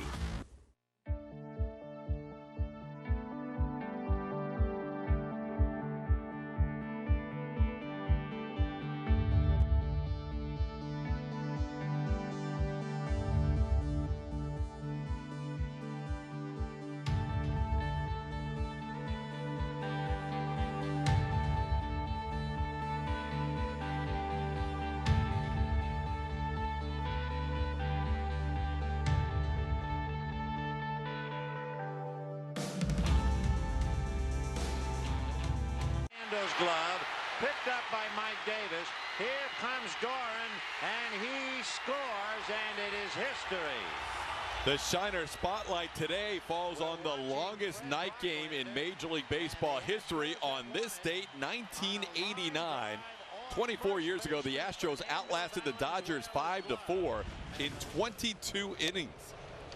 You may have noticed the first baseman there, as the call was made by Vin Scully, was Fernando Valenzuela. Well, Fernando had to make the catch to pick up his third baseman, Jeff Hamilton, who ended up taking the loss. Yeah, Hamilton ended up being on the mound, and they moved Eddie Murray from first base to third base. Murray had never played third base before. And then they needed a first baseman off the bench, and it was Fernando Mania who put on that glove on his right hand and couldn't make that play on the line drive. Earl Hershiser threw 7 shutout innings in extra innings on 2 days rest before they went to Hamilton, the third baseman, to finish out that game. Unbelievable. The Dodgers were completely out of pitchers. 3-0 to Mike Trout as he fouls one back. That's just a ridiculous scenario. I mean, some more thoughts on that game. That last line blows my mind. Yeah, the next day they had 13 more innings to add to that total. Uncle. 3-1 pitch is sent high in the air. Tucker will give it a look, but he's going to run out of room. When I think about the wonderful late Vin Scully calling every inning, and you'd probably be entertained the entire time. Sitting next to you for that long, you would have to call about 12 of those innings by yourself. There's no way it would have lasted. 3-2 pitch. Give it to him. Yes, he does. Trout looks at a four-seam fastball right at the top of the zone. J.P. France picks up just his second strikeout of the day. Good one to have. Fastball at the top of the zone. That's where they've been able to execute and get Mike Trout, and his struggles continue here at Minute Maid Park. JP, whose longest outing of his career is 6 2/3 against the White Sox in Chicago, now 6 1/3 innings in. Swinging strike, 0-1. Hershiser was the reigning Cy Young Award winner when he came out of the bullpen. There were 630 pitches in that game. Oh my gosh. Between the two teams, John Shelby of the Dodgers went 0 for 10 in that game. What? Phil Boudreau was on hand. He charted 629 of those 630 pitches. He missed one. What happened, Phil? I don't know. I think he was eating a Cracker Jack. Took a nap? Fell asleep for a part of the 21st inning. There's a wave and a miss, 1-2. The good news is, you know how everybody says, oh yeah, I was at the game, and you say, no way, there's only like 5,000 people there. 34,425 Houstonians can say they were at that game. At least parts of it. Yeah, yeah, true. How many were there at 2 a.m. when that final run was scored? 2:50 the game ended. 2:50. Oof. 250? 250. Not fitting. 2:50 in the morning. Good grief. 1-2 pitch is a close one. Here's another good note from Phil Boudreau. Vin Scully, who called the final outs of that game, was flying in for that game because he was doing the national game the next day, so he didn't start on the broadcast. What? But he finished the broadcast, so he did not do all 22. He showed up? He showed up and got on the headset. Gosh, man, the legend grows. Right? Are you kidding me? Shows up and ends up doing more than a full game's work into the 22nd inning. That's impressive. 2-2 the count to Brandon Drury. 1 out.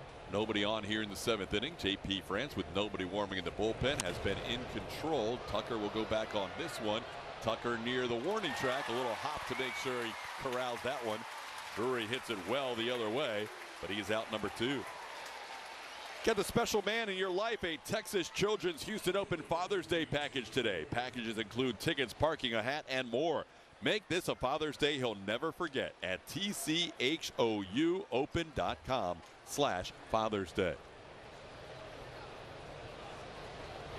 So now Taylor Ward, the batter. So far, the Angels have had just 2 base runners today. Mike Trout walked with 1 out in the 4th. He was wiped out on a double play. And the other base runner didn't stay on the bases very long. Luis Rengifo trotted around the bases on a home run to right field. Left-hander hit one into the Astros bullpen in right. And that's been it. JP. Line drive single into center field allows just his third base runner of the day, second hit of the day. Taylor Ward has now a 6-game hitting streak. He has been the Angels' hottest hitter for a week now. He's a 2-out base runner here in the 7th. We talked about it in the open, Blummer. You wanted to see JP France go as deep as possible, and here he is trying to get through the 7th, and this would be his longest outing of his young career. Yeah, the timing on it would be beautiful. Pitching well here at Minute Maid Park for the first time. The first couple of starts a little bit rough, but at the same time he'd like to get a little help from his offense to back up this great outing.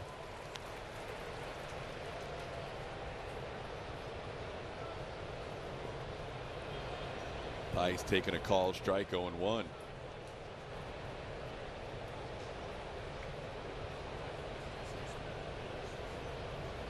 A little bit low. JP's got a great pitch count going, but I'm not sure if Dusty's going to push him into the 8th. We'll see how this plays out, but he's at 84 right now. He has thrown as many as 97 pitches. And you got to consider the up downs, and this is actually his highest pitch count of the afternoon, with now his 17th pitch coming. It's a strike on the inside edge, 1-2. Able to grab that one.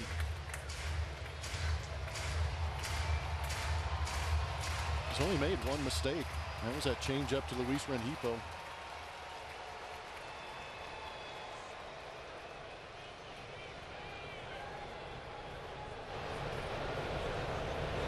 Longest outing of his minor league career for JP France is 7 innings.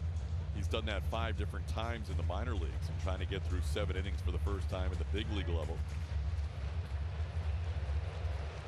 28-year-old out of New Orleans, Louisiana. Getting a chance to be a part of the Astros rotation. Looking to finish off the 7th. And that's down 3-2.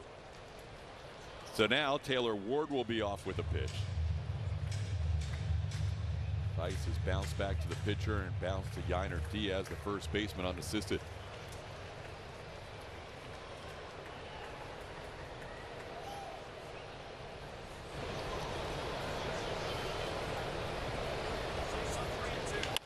Sharply hit past Dubon into right field. With Ward on the move, he'll get to third easily. So the Angels here with 2 outs in the 7th inning with back-to-back base hits. They now have 3 hits in the game.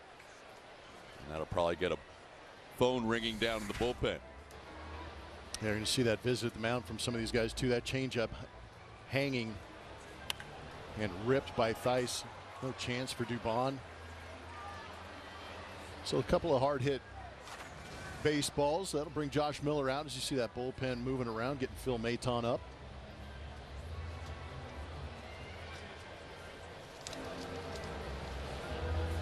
You ready for another note on that 20-hour 22-inning game? Whatever, yeah. Yep. It was 7 hours and change. Yeah. The next game, Vin Scully calls the 13-inning game. On Monday, he called a doubleheader. Wait, what? Bill Brown texted me.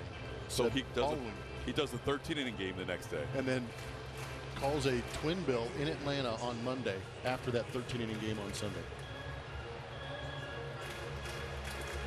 I'm going to fall asleep thinking about this. Is that not unreal? Really? Yeah.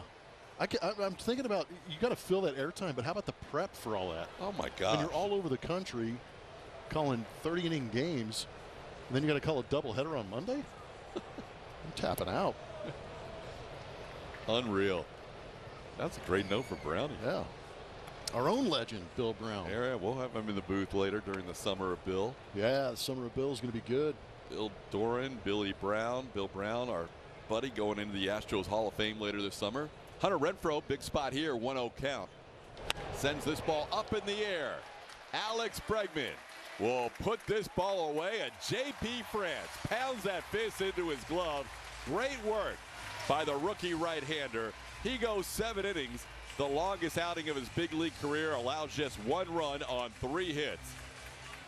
And we're all tied up at 1. 7th inning stretch time. Let's send it over to Bob Ford. And now, ladies and gentlemen, we kindly ask that you please rise and join us as we pause not only to honor our great nation, but to salute those who defend our freedom around the world each and every day. Please join Tyler Lewis for the singing of God Bless America.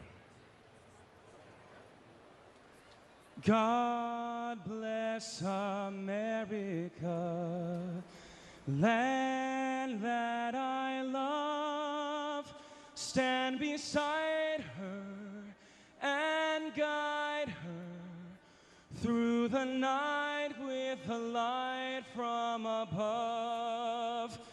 From the mountains to the prairies, to the oceans, why we form. God bless America, my home, sweet home. God bless America, my home, sweet home.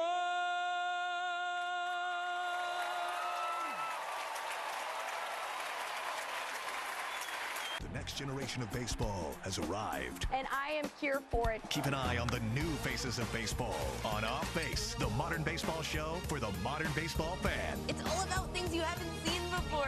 Only on MLB Network. I'ma do what? That's on me. I'm a young boy, but I'll keep it OG. No, you can't shine if you stay low key. That's on me, on me, on me. I'ma do what? That's on me. I'm a young boy, but I'll keep it OG. No, you can't shine if you stay low key. That's on me, on me, on me. Didn't want that stuff, but that's on me. Built the house, I got the keys. They say you can't shine if you stay low key. That's on me, on me. Watch games and coverage all day, every day, your way on MLB Network.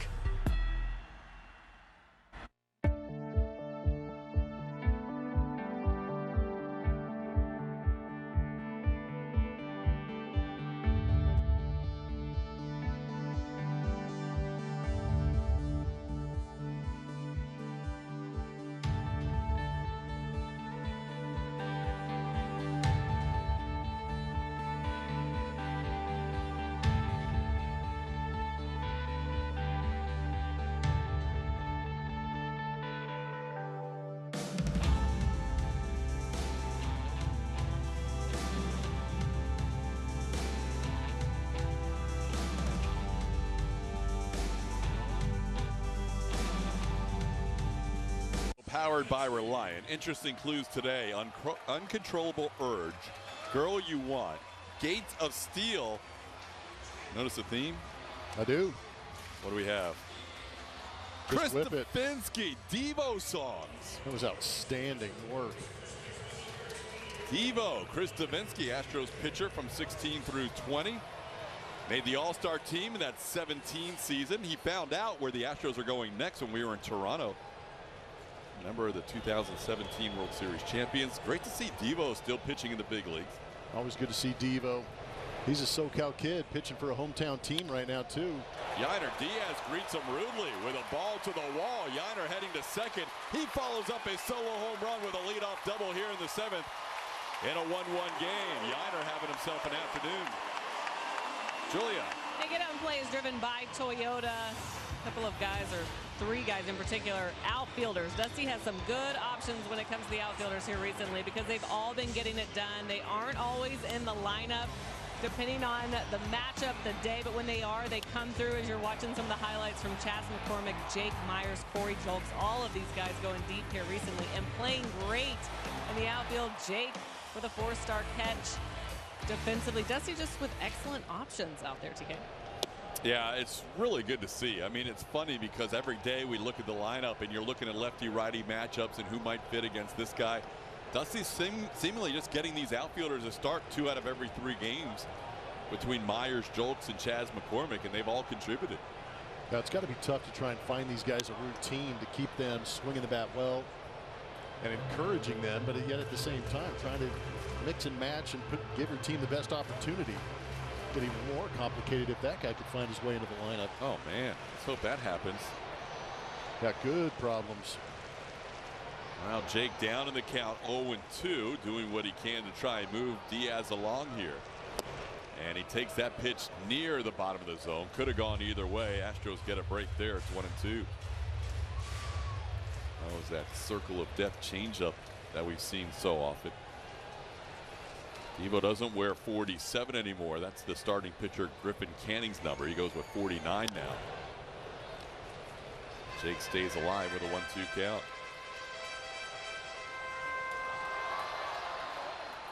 Brian Abreu warming up in the Astros bullpen. Griffin Canning goes 6 innings of 1-run baseball today. J.P. France is going to go 7 innings of 1-run baseball. Needs a run or 2 in this inning to qualify for the win. And that'll be way upstairs, 2-2.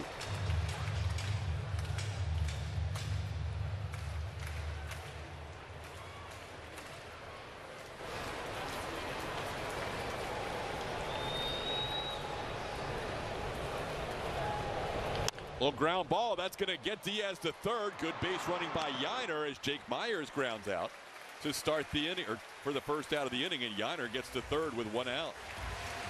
It was a great read by Yiner. Talk about it all the time. If you're that base runner at second base, you try and make that baseball be on your left, and he was able to sprint past that. Also probably had a pretty good idea of where the shortstop Neto was playing, knowing that he was going to have to move far to his left. Also kind of see him bow out a little bit and get in that throwing lane. Now the infield comes in with Martin Maldonado fouling one off. Maldi facing his old battery mate Chris Davinsky here. Maldi 0 for 5 against Devo. A couple of ground outs, a couple of pop-ups, and a strikeout in his career. This one down in the dirt. Maldi's going to try and find a pitch that he can elevate to the outfield at the least here against Davinsky. It's 1-1.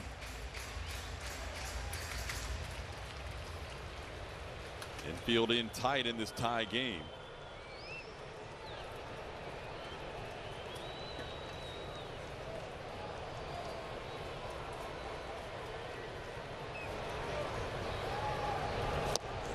And there's that changeup that Maldi has caught so many times. Now getting him as a hitter, it's 1-2. Yeah, Devo doesn't care. He likes that pitch enough and has enough confidence in it to throw it to both sides of the plate as far as hitters are concerned. Maldi with a chance to pick up his battery mate that gave the Astros 7 strong. Ground ball, diving stop by the third baseman, and the play is made. Yiner holds at third. That would have been a tough play for Urshela to get up and throw Yiner out at third at home plate. But Yiner held up on a ground ball down the line. Yeah, that's tough right there, unless you're going contact. But you could see Yiner got kind of sedentary on his feet, and instead of taking the chance, just held and went back to the bag. Sometimes in that 1 out, you'll have that contact play on where you'll be anticipating contact and be leaning towards home plate. But now with 2 outs, you're going to need a base hit to get him in. Mauricio has a base hit today. He's 1 for 3. Dubon trying to come through here with 2 outs.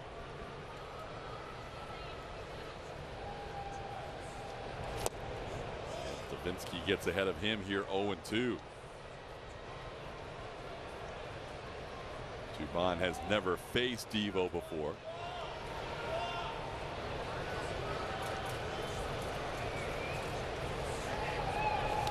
That one pretty well blocked by Matt Thaiss on a pitch in the dirt that could have given the Astros the lead. He completely smothered that pitch.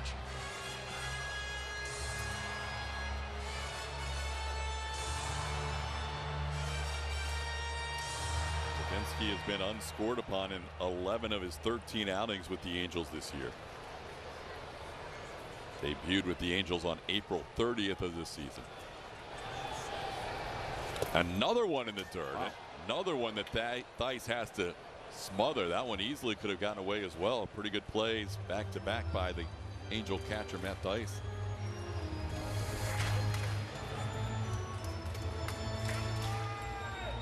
Just enough of the hit. Man, just enough. That one almost got by. Pretty good work by Thaiss.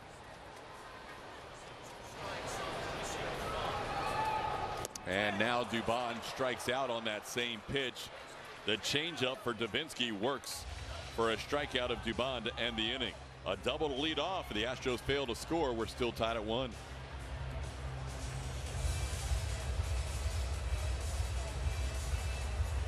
This is Mookie Betts. This is Christopher Russo.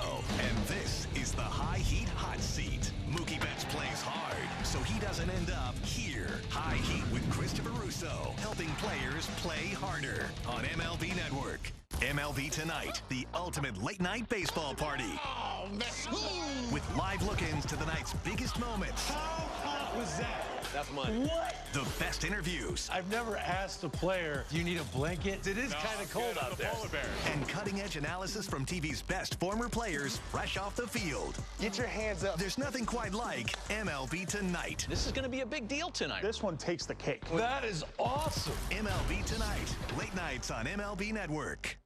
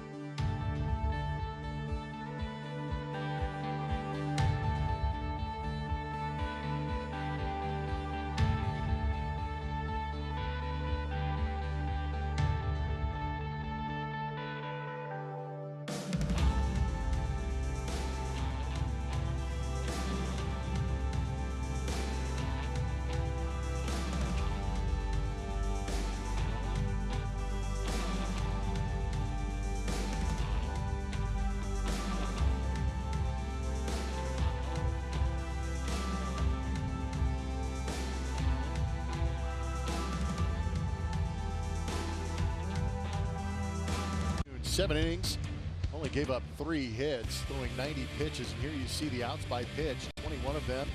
Got 9 on the 4 seam, 6 on the slider, 5 on the changeup, 1 on that curveball. Only 3 strikeouts on the day, so using that defense behind him, 6 ground ball outs, 7 fly ball outs, and a very efficient, great outing, pitching deep into this ball game as he gives way to Phil Maid, who's our Crawford Bach called the bullpen to make his 25th appearance. Maid gets the bottom third of the order. Gio Urshela, tough hitter, with a line drive single to start the inning. Urshela coming in 4th in the American League in batting. Singles to start out the 8th.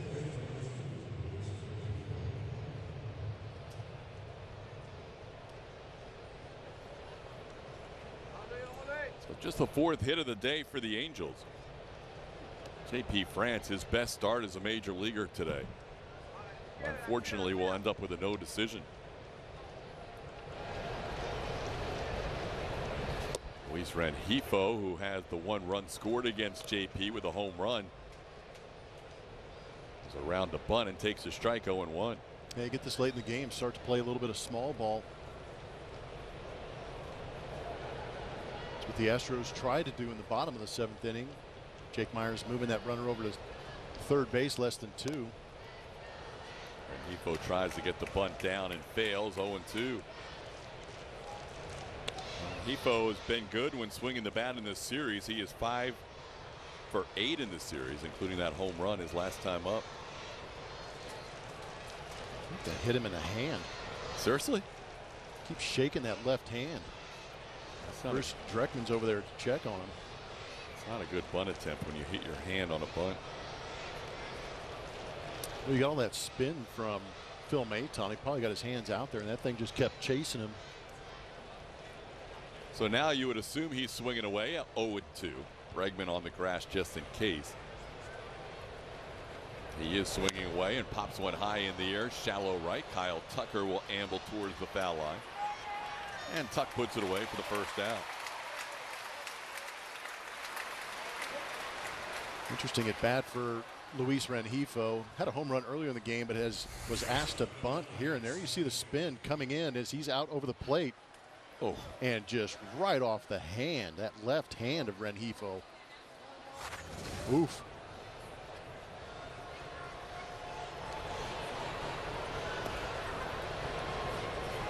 Now here's Zach Neto. I can only assume this, but my guess is that call came from the dugout and that Rengifo wasn't bunting on his own. And if that's the case, he's probably thinking, man, I just hit a home run.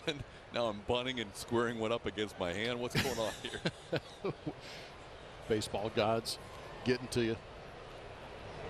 And Rengifo wasn't the 9-hitter hitting in front of the 1-hitter. He was the 8-hitter hitting in front of the 9-hitter in this case. So I understand the thought process, but bunting is kind of becoming obsolete in the game today.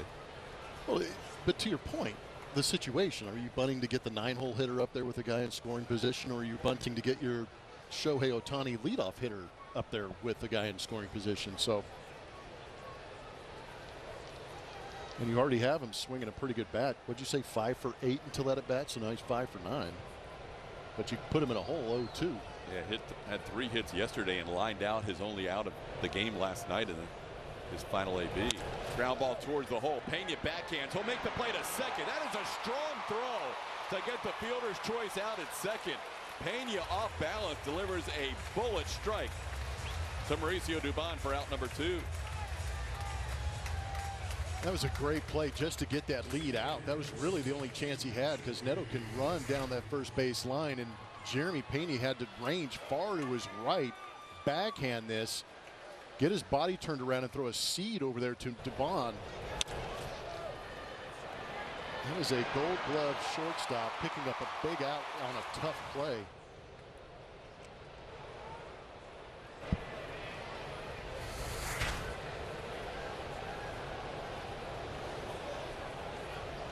That is tremendous body control. Now Maid against Shohei Ohtani. He matched up in the game on Friday night. Ohtani drew a walk against Maid. When you face a team in a 4-game series, a lot of pitchers match up against hitters out of the bullpen for a second, sometimes a third time in a 4-game series. As Ohtani misses that pitch, it's 1-1.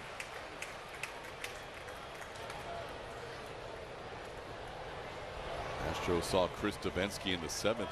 Looks like they'll get him for the 8th as well. Nobody warming in the Angels bullpen.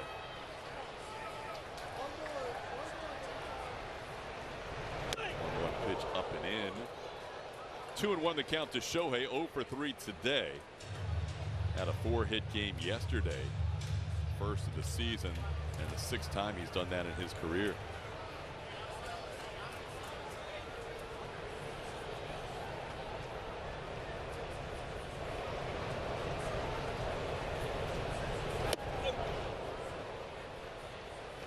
Maid has faced Shohei now 4 times. He has 1 strikeout against him and 3 walks issued to him. 2 of them were intentional walks. And the one on Friday was the unintentional walk. Now he's 3-1 on Shohei.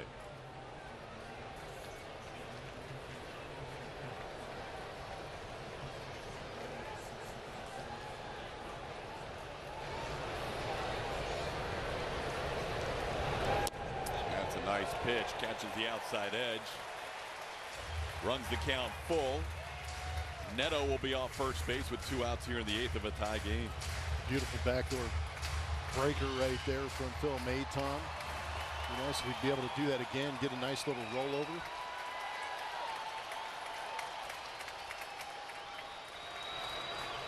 Who called time there? I guess that was just umpire's discretion, because Ohtani already used his time. Here we go, 3-2 pitch. That's crushed to right field, and all the way back is Tucker, and it is off the wall. Neto was on the move, so he'll score. Ohtani gets to second, RBI double, and the Angels lead 2-1 on the Ohtani double off the wall. He had a lot of topspin on that, or it might have left the yard. Also might have been a little bit out ahead of the ball too and hitting it off the end of the bat, but still plenty of juice to get it out there. 97 miles an hour off the bat as Maton tried to spin his way out of this situation, but Ohtani finds a way to get underneath it and yank that down the right field to the right field wall to score that run. Neto was flying around the base pass. Ohtani, who knocked in 2 runs in the game yesterday, knocks in another run today, and that's the biggest one of the game right now. 2-1 in the 8th inning. Mike Trout 0 for 2 with a walk today. Maid allowing runs in both innings he has pitched in this series. He allowed 2 runs, 1 earned on Friday. Trout down to the count here, 0-2.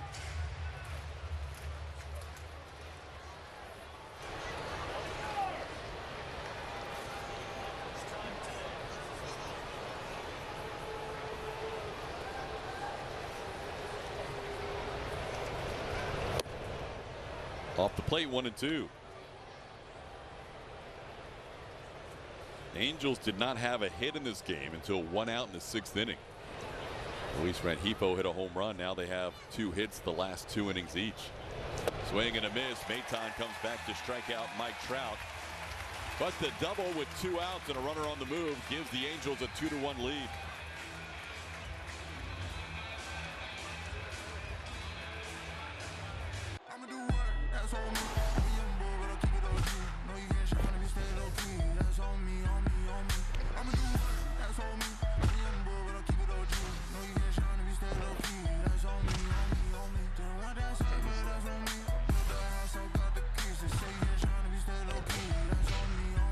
Games and coverage all day, every day, your way on MLB Network.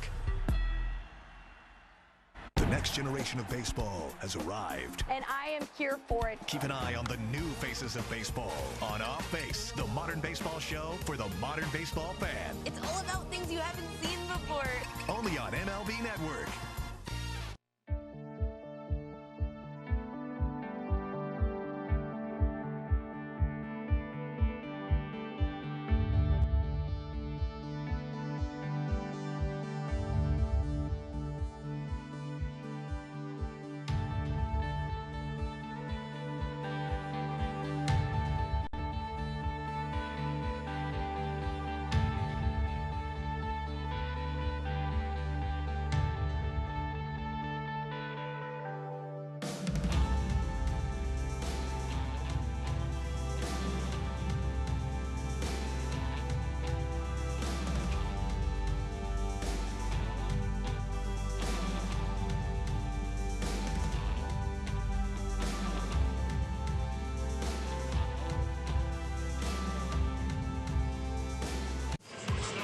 Look how close this was. Stanky leg just edging out the Chazzy bot. 33 to 32%. Running man getting 24%. We saw some lead changes, a lot of drama. There's a preview. I have no idea what I'm watching. Is that StatCast? I did not know that was coming. I wasn't ready for that. Down the stretch, Stanky Leg took home the win in the Stroh Bowl. Here's Jeremy Pena. Oh my goodness. Leading off the bottom half of the 8th. Look who's back out there, Chris Davinsky. Devo has working into a 2nd inning for the 4th time this year. Actually, the 7th time this year out of his outings. He's a guy that will go multiple innings for Phil Nevin. They do have bullpen action going as this inning starts. It is their closer who is warming up. Angels looking to try and salvage 1 game in this 4-game series. Carlos Estevez loosening up. So between Davinsky and Estevez, they're trying to get the final 9 outs of this game. Devo gave up a leadoff double in the 7th inning, but the Astros could not score Yainer Diaz. Jeremy Pena looking to extend a 5-game hitting streak. Has a 2-2 count here. And a good check on a pitch down on the changeup, 3-2. Yeah, Phil Nevin putting some faith in Devo, letting him go out there, potentially facing 2, 3, 4 in this lineup. On the ground towards Neto, the rookie shortstop makes the play. Pena retired. 1 out in the 8th. Now they'll bring up Yordan Alvarez. Yordan reached on a walk his last time up. He's 0 for 2. Yordan's faced Davinsky a couple of times in his career. He's bounced out both times on groundouts.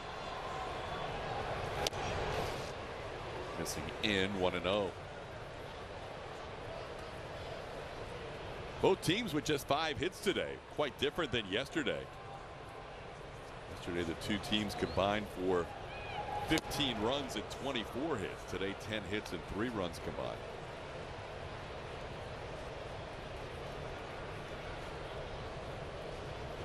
Jordan with a 1-1 count.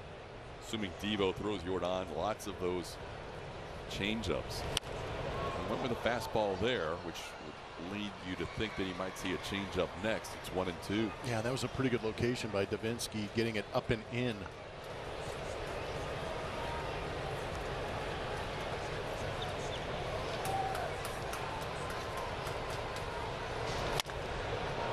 He does get the changeup, and he puts it on the ground foul, and he might need a new bat. Yeah, he got quick. Got it off the end of the bat. Some new lumber. Stay connected with the Astros by following AT&T Sportsnet on social media for game highlights, player interviews, and giveaways. Find us on Twitter, Instagram, and Facebook for the latest on the Astros all season long. Jordan with a new stick, ready to go with a count of 1-2.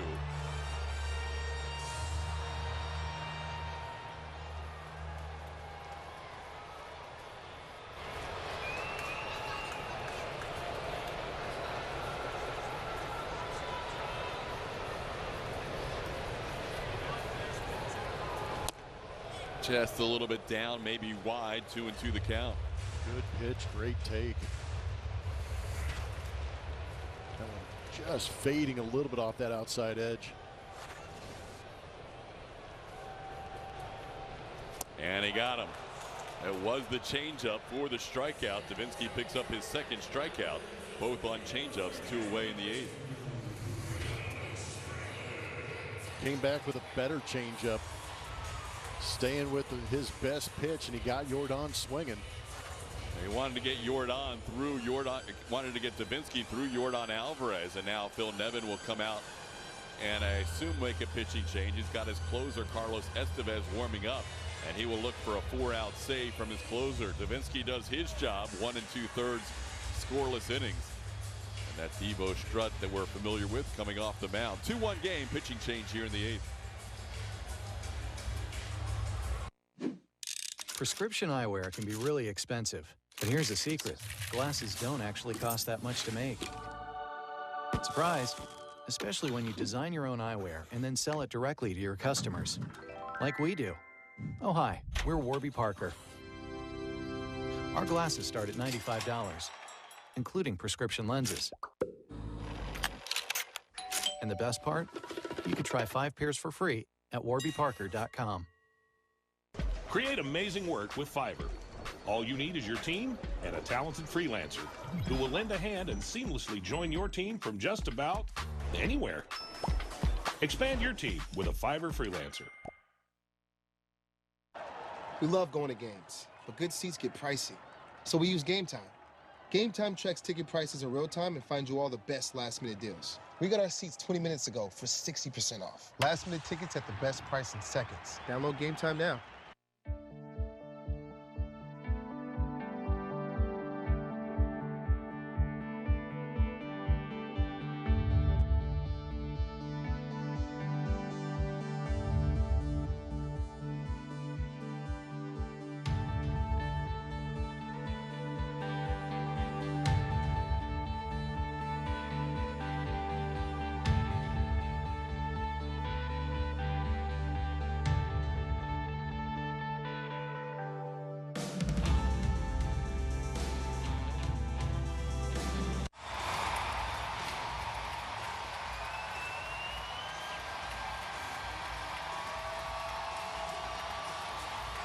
Two-one game, 2 outs, nobody on. Pitching change as the Angels go to their closer.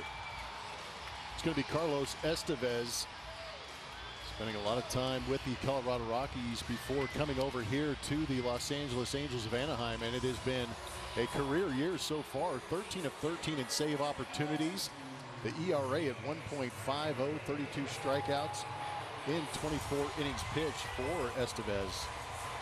First time the Astros are seeing him in this 4-game series. Alex Bregman has never seen him before, so Alex was over there on the iPad checking out Carlos Estevez before he strolled to the plate. Astros hottest hitter Alex Bregman takes a pitch for a strike, 0-1. A little bit of funk to that delivery, averaging 97 miles an hour on that fastball. Also has that slider.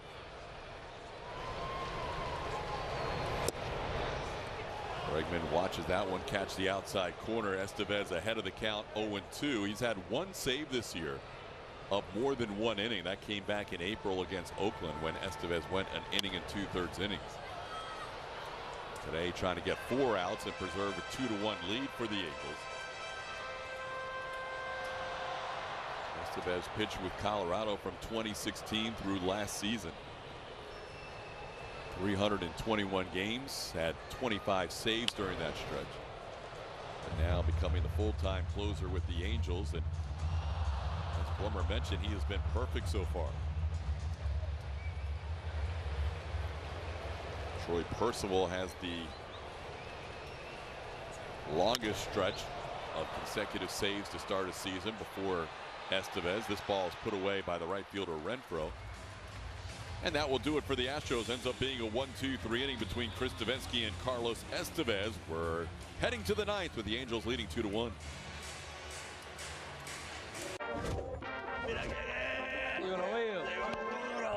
Jeremy Peña, the world champion shortstop with movie star presencia. Every Dominican wants to grow up and play baseball, bro. When I was 13, I was like, the plan is to get to the big leagues. I love seeing young Dominicans win, bro, because I'm an old Dominican. Ya tú sabes que el dominicano que juega, todo el mundo juega pelota. Claro. I was just looking forward to playing again, man. This is going to be a fun year. Salud. A la vida más linda. Salud, hermano.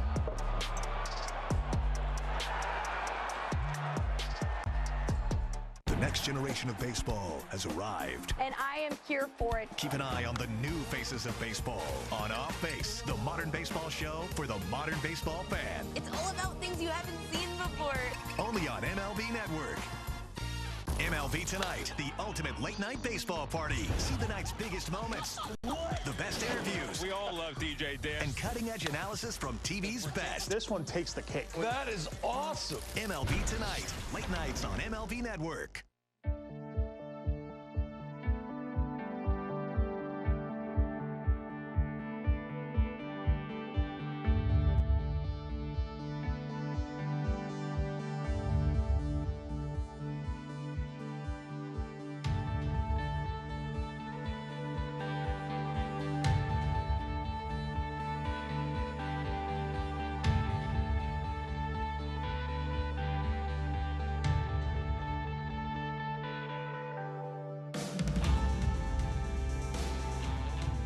At MLB.com/vote to decide who represents your Houston Astros this summer.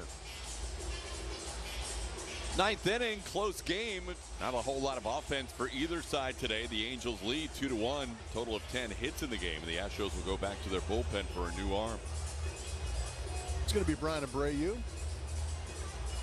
He's leading the way as far as appearances out of that bullpen, now making his 28th. He is second in strikeouts with the 43 that you see.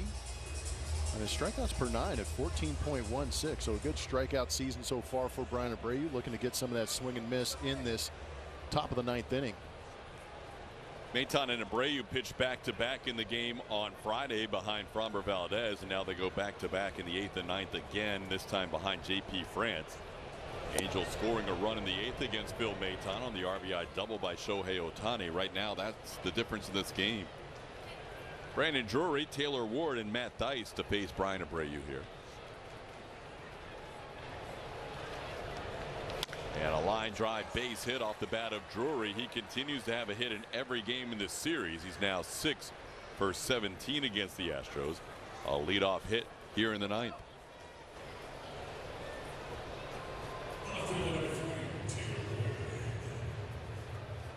That'll bring up Taylor Ward. Ward has his own hitting streak going, a 6-gamer, which he extended last time up with a single.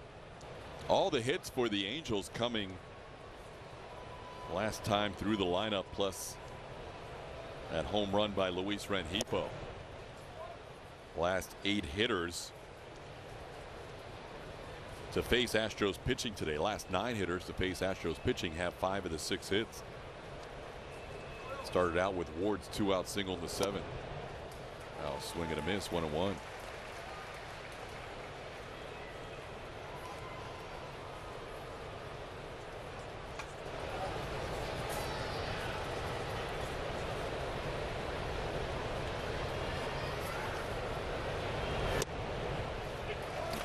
inside edge, 1-2.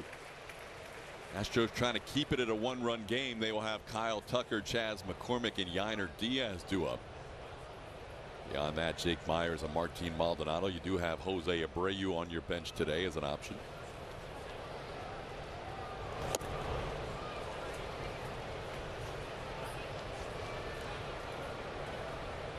Astros 4-2 on this homestand. No, they're going to have a winning homestand, but they like to close it out with a 4-game sweep, but a little work to do here in the ninth.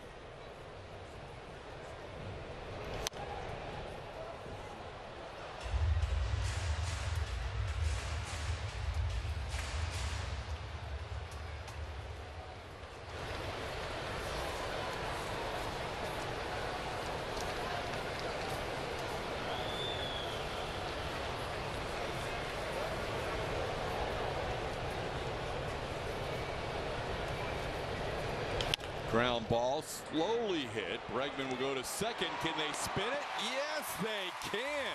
Doobie again right in the middle with a quick turn. He is getting great feeds from Alex Bregman. Brady had a little bit of a tough hop, gave a great feed, but you could see it was on. It enabled Dubon to really get on that backside and throw a BB over there to first base. Good double play going all the way around.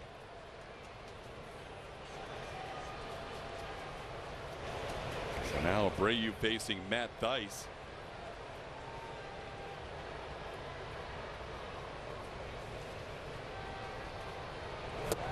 Thaiss takes a 98-mile-an-hour fastball down for ball one. Abreu's averaging 97.6 on that fastball this season, just behind Ryan Stanek.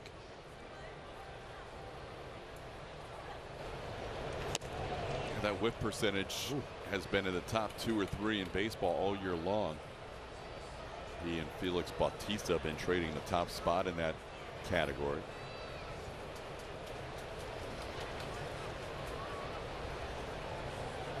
That one's down to Thaiss, 3-0.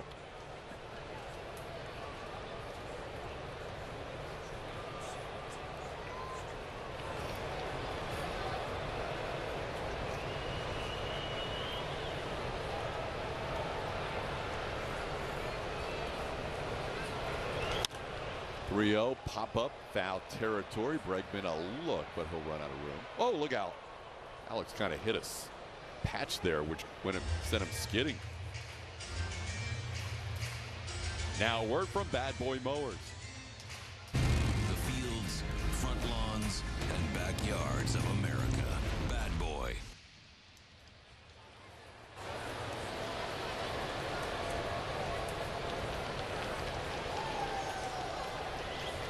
So they allow Bregman to get back to his position, and now Matt Thaiss calls timeout with a 3-1 count.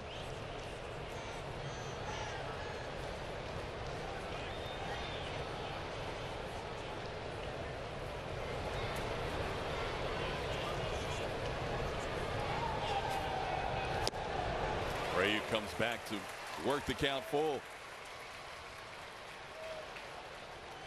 It's always nice to reach back and get to 97 at the top of the zone to get yourself back in a count. Does he stay up there? Does he spin to win here? 3-2. He got him. Strikeout to end the inning. Astros need at least a run to tie, 2 to walk it off as we head to the bottom of the ninth at a 2-1 game. Keep up with every team on MLB Network wherever you go. Just download the MLB app, click MLB Network, and sign in with your TV provider info. Then watch MLB Network all day, every day, your way. Think baseball. There's something that's been missing in the debate. Think analysis. Now he goes into his contract year. What do you do with this guy? Think advanced metrics. The new rules are having an impact, and I'll bottom line it. Think MLB Now, the show for the thinking fan, only on MLB Network. The power of baseball goes beyond the field. What an exciting time.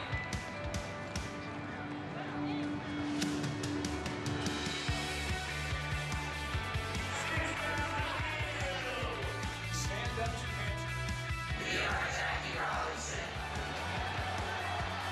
1 Together.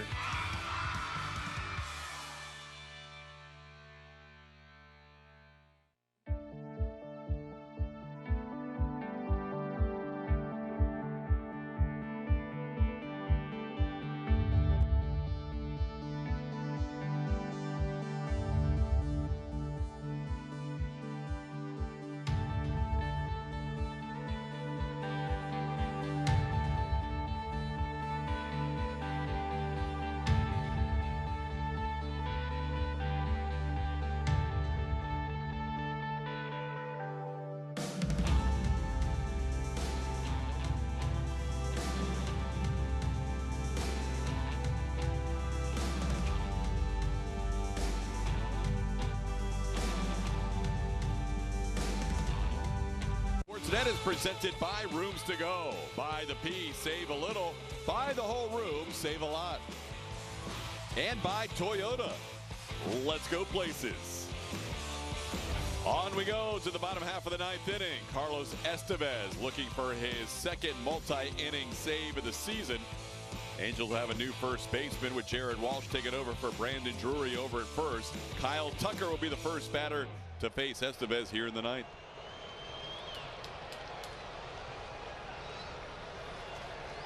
No Astros have a hit in their career against Estevez, and that continues as Tucker sends one on the first pitch to center field for an out here in the ninth. One pitch, one out after getting Alex Bregman to fly out to right to end the eighth inning. That'll bring up Chas McCormick.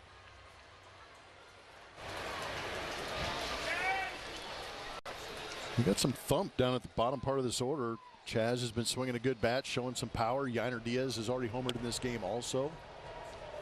If you get down to Jake Myers, he can pop you on a possible hanging slider, if not fastball. So some opportunities for the Astros. Just get a runner on and see what happens. As good as Estevez has been, he has allowed a couple of home runs this year. Chas has a home run in 3 of his last 5 games and a 2-0 count here.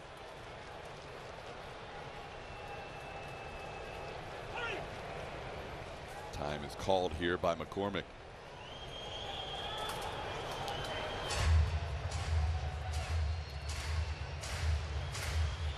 Astros with 5 hits in the game. They've only had 1 hit since the 5th inning. That was a leadoff double by Yainer Diaz in the 7th.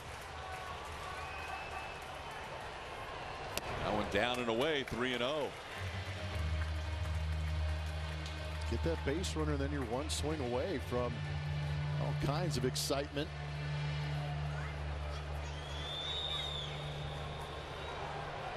Off the plate, 4-pitch walk, missing with 99.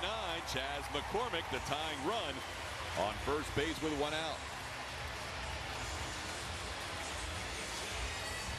Go back to that big swing in the 5th inning for Yainer Diaz. Got a fastball up out over the zone. He expanded, but he also tried to expand the dimensions of this ballpark as he went into launch mode. 414 feet to left field. Like to see a repeat performance of that.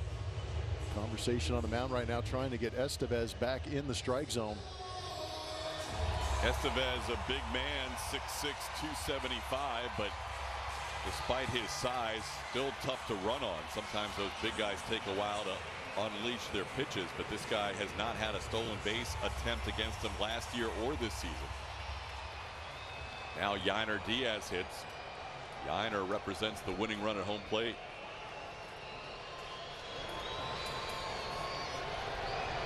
Ground ball toward short, could be 2. Brandon Drury in the middle of the double play, and the Angels turn it to end the game. Carlos Estevez, a perfect 14 for 14 now and saves. Gets the double play ground ball to end the game. Astros lose the final game of this series. They end up with a 4-3 homestand. Angels get that run in the 8th inning with Shohei Ohtani doubling off the wall and right with 2 outs. He's moved to that top spot of the order, and it paid off today for Phil Nevin. So the Angels salvage a game in this 4-game set. Astros will head out on the road to take on Toronto and Cleveland for 7 games. We'll have our Astros post-game show presented by Whataburger. Vanessa Richardson and Brian Bogusevic will be your host. Julia Morales will gather interviews in the clubhouse after this one. 2 hours and 20 minutes. Astros lose 2-1. Back with more after this.